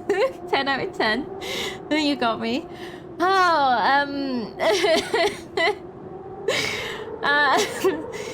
Oh God. Okay, this is bad things, but at least Iggy's alive. So it's an old joke from Shooting Stars. Oh, that's great. I don't know what Shooting Stars is, but I enjoyed it. It's true. He is a wanker. A swarm of hands overpowered Luca. The last thing he saw before a cloth bag was pulled over his head was the defeated look on Iggy's face. The end? The end. God damn it. Okay. Fine, okay. I think this was one of those times where doing the right thing was the wrong thing. All right. Well, we had to try, didn't we? Did you consider that Iggy is going to be taken to be their experiment now, which is what he was running away from in the first place? You know you had to do it. We have to do it. And I think now's the best time to do it while we're still on this line. It looks like we're at the end of the line of this branch. Oh my God. Okay. Fuck you, game. So this branch here is going to be accept, which also doesn't seem like it's going to be the answer. And then we'll be going back to the... we did not expect all of this to happen from flight. But then we would be going back to the interrogation, which has multiple branches. And we haven't even gone back to this one, which was shame, but I can't remember exactly what it was. Okay. It's never gonna happen anyway. We're gonna branch off early and we're all gonna be fine. Yeah, this is only a possible thing. Oh man. It's all bad. Oh, the shop guy, the telephone situation. Yeah. So maybe once we've got more information, we can recognize that he wasn't feeling shame. He was feeling... What did I say? I had a word for it before. Threatened. Okay. Because if we can recognize that he is feeling threatened, we can then start to back away before he can ever get to us and go and run to Gran or something. Right. Okay, we're back here. We know where we are. We don't need a recap. We're gonna let Iggy die. It's really bad. What if this just causes a nuclear explosion to happen? Usually people falling into cores either gives them superpowers or causes an explosion. Or saucers, falling into saucers. Luca had no choice but to accept Iggy's request. With a quiet blink, Luca watched a teardrop sail down into the howling void. Oh no. We're doing it. I'm so sorry. As his fingers slowly gave up, he met eyes with Iggy. Love that this time you have a different kind of no choice. Yeah. Before, we can't possibly make the other choice. After, we cannot make the choice we wanted. Yeah, this game sucks. It's so fucking good. This music as well. Oh, Jesus. Right, Iggy. Yeah. Good. Iggy! What if fireworks start shooting out? The two silhouettes were swallowed by darkness. Iggy! Oh, the fireworks are shooting out! Oh my god. Iggy dead. With style. There was 2 different explosions there. Maybe he managed to catch something on the way down. Read the room, fireworks! The fireworks are like, yeah, party! Hell of a goodbye, Iggy. Right, I feel like... Why was there such a big gap between the 2 explosions there? That seems notable. I mean, there was also 2 explosions and 2 people, so that's bad. But there was a gap.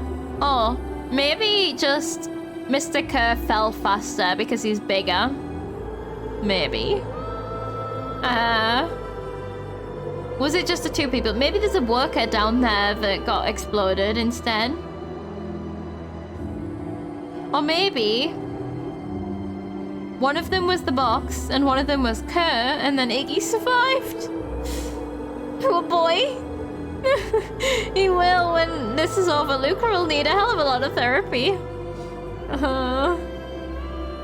With his surface area, I think he might even fall slower. Oh. Oh. God damn it. More resistance. What if they both died? And it's goodbye? Oh. Not? Luca, you should really step back. What? Quickly. Oh shit. Whoa. Curious. Ah, but of course. Those fireworks of Iggy's must have been just the right amount of energy. We should get out of here before perennial harvest arrives. That's kind of like the explosion that happened in the big freeze in the other scenario, right? Has it closed itself? Maybe it's had like a controlled explosion and now it doesn't exist anymore. Yeah, the Grand's explosion was too big. Yeah. It gave it too much energy that it leaked. Remember when the science people who were taking temperatures said something about it, like, it's the same amount of, like, leakage or something. It wasn't that, but I don't know. Maybe in that case, someone fell and it wasn't the right amount, so it boomed. Someone fell and it wasn't the right amount. In the other case, I was thinking that, like, because he said, sorry, that this was the right amount of energy, and fireworks have explosives in, right? Like gunpowder, and the explosives probably have gunpowder in, but a lot more of it, so it needs like a minimal amount. Grand jumping in with a crate of explosive jam. Oh, now I just picture that, and it's way funnier than poor Iggy. God damn. If she would have died doing that, definitely, but she didn't realize she took the entire town with her. Yeah, maybe the entire world. But this is really good answers. We found a solution. Now we just need to get the fireworks in there without throwing an Iggy down. She surely tackled Kerr to take him with her. Yeah, oh, she must have. I'm seeing her, like, riding on Kerr's back as he falls down with, like, just jam jars surrounding all around her. And barrels. Okay. Not until you tell me what just happened. Your friend's sacrifice just saved this town. For a little while, anyway. How? Tempest liquamine is a peculiar substance. Tempest liquamine. It can change the relationship between matter and time itself. But doing so requires unfathomable energy. In a closed system, that energy can only come from its surroundings. A useful side product of this property being by adding precisely the correct amount of energy to it, one can create a cryogenic cascade. Yeah. So we may be doing time travel, yeah. So the gunk makes things cold, and the fireworks have made the whole freeze over? That's one way of putting it, yes. As dumb luck would have it, the fireworks weren't strong enough to generate a runaway reaction. Yeah. So, like, yeah, I wonder if the other one did consume the world. It really may have. If it just kept going and going. Okay. Because once it's probably one of those, like, things where once it's going and it keeps going and gets stronger. But the fireworks were just enough before it ever starts doing that. Okay, this is important. I shudder to think what would have happened in that case. I think we know what happened. Oh, poor Gran. She was only doing what she thought was right. And she accidentally ended the world. That is a colossal fuck up. We have some idea what that would look like. Yeah, we do.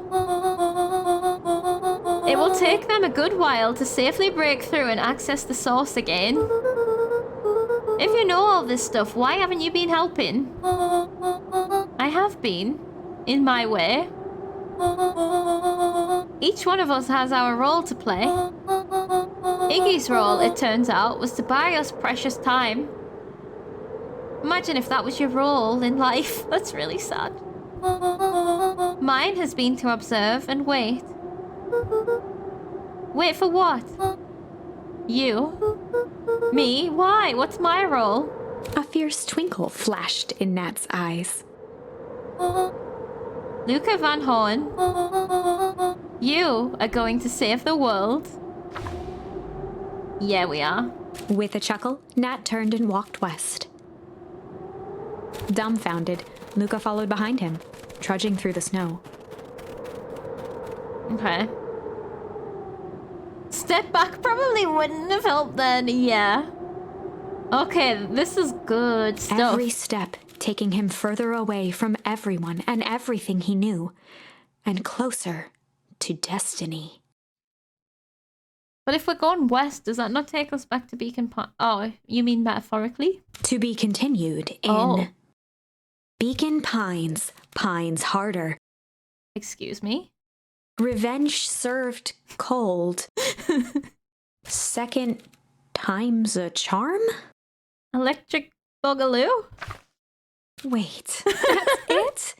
This ends with a crummy cliffhanger just when it was getting good? 2 beacons, 2 pines. I was even starting to like Iggy. No way. I refuse to be associated with some never-ending parade of sequels. Let's go back and find something more definitive. Okay. Thank God, that made me sweat. Iggy was the best. That's so funny. Remember how much we hated him? Okay. It's a whole thing. Look at the drawing. Iggy's like happy with his decision. And that's our court. We lost a good court there as well. And then, like, Kerr's doing, like, a pull-up on the court. Like, no! With a wincy smile. And then, I was gonna call him Beacon. No, Luca's just, like, crying. Like we were. Okay. How many branches can we finish off in 15 minutes? Oh, yeah, this is awkward, eh? Because at this point, all we've got left to do is interrogate. And I only have 45 minutes in total. So it might be a good idea to stop. I know it's a tiny bit early, especially because I talked a lot at the beginning. But at least it definitely leaves plenty for another stream as well. I'm gonna start it just so that it definitely saves. And we can see the name of the chapter or something. It would be better than having to end like halfway through something that just happened. Yeah, exactly. Yeah, it's definitely feels like a good thingy to end. Let me just press it. They'd run a classic good cop, bad cop, hard cop interrogation. They'd run the classic good cop, hard cop interrogation. Rollo brandished a steely gaze. I've got this. Read about it 100 times. So Rollo's the hard cop? Oh, God help us. Okay. Rollo swaggered past the chair which propped up the slumping Hiram Tolliver. Saved. Okay, it's saved. So now is the time that we stop. At least it's not as big of a cliffhanger as, like, it could have been. I guess we're the good cop if he's a hard cop. Thank you so much, everybody. I'm sorry to be ending it now, but I am hyped to see, like, what happens. We'll be back on Thursday with that. I wonder if Thursday might be the final stream then. Because I at least feel like some sort of... Well, I mean, I felt like this last time, but some sort of direction towards a resolution. As in the, I don't want to bust all that. Thank you for the bits, Koala. Thank you for the bits. As in, we have a way to at least... We know that these fireworks exist and this source exists. And we know the stakes now, which is literally the end of the world. I wonder how far up the page the tree choices go. It looks like a lot more space than stories I expect. Oh yeah, those two that are left are probably going to sprout up, aren't they? Here and here, they're going to go upwards. There is a chance that, like, there could be leaves covering, like, the top half of that gap. Like, it depends how fancy they make the tree look. So, yeah. That is hard to know. At least end of the stream, anyway. They might just be leaving it short of the top so you can never be sure when it will end. Yeah, they could, like, turn the page and there's secretly a folded section. And then it continues growing up above. For drama, exactly. Maybe Mr. Kerr wrote this after all. Yeah, a second set of tree on the next page.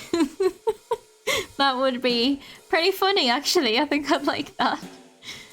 You found a solution to the animation. Well done, yay! Okay. Righty-ho, I am ending it for the day then.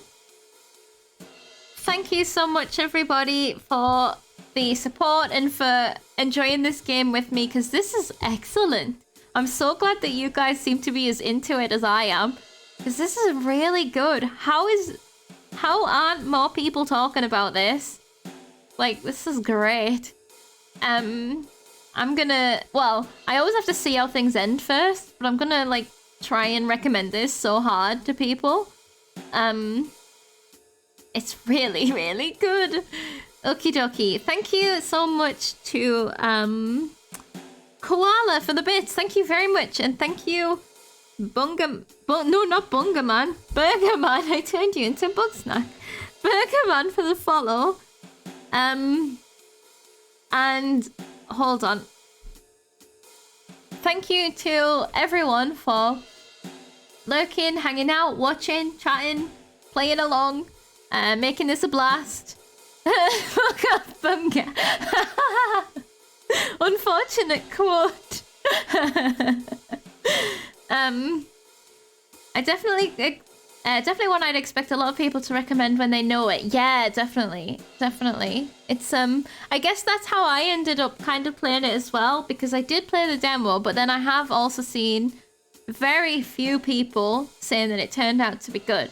The reviews are good, like not the reviews, the Steam reviews are really good, I think. So like it's liked by the people that's played it. I'm just not sure that many people know of it that much. And I guess it isn't for everyone. It's just like the perfect me game at least, and you guys are enjoying it too. So yeah, okay, right. Thank you so much, everybody, once again, and I'll see you on Thursday, where we will dive back in and try and save the world. This took turns. It took turns that I didn't expect, and it's great. I will see you guys then. Bye bye.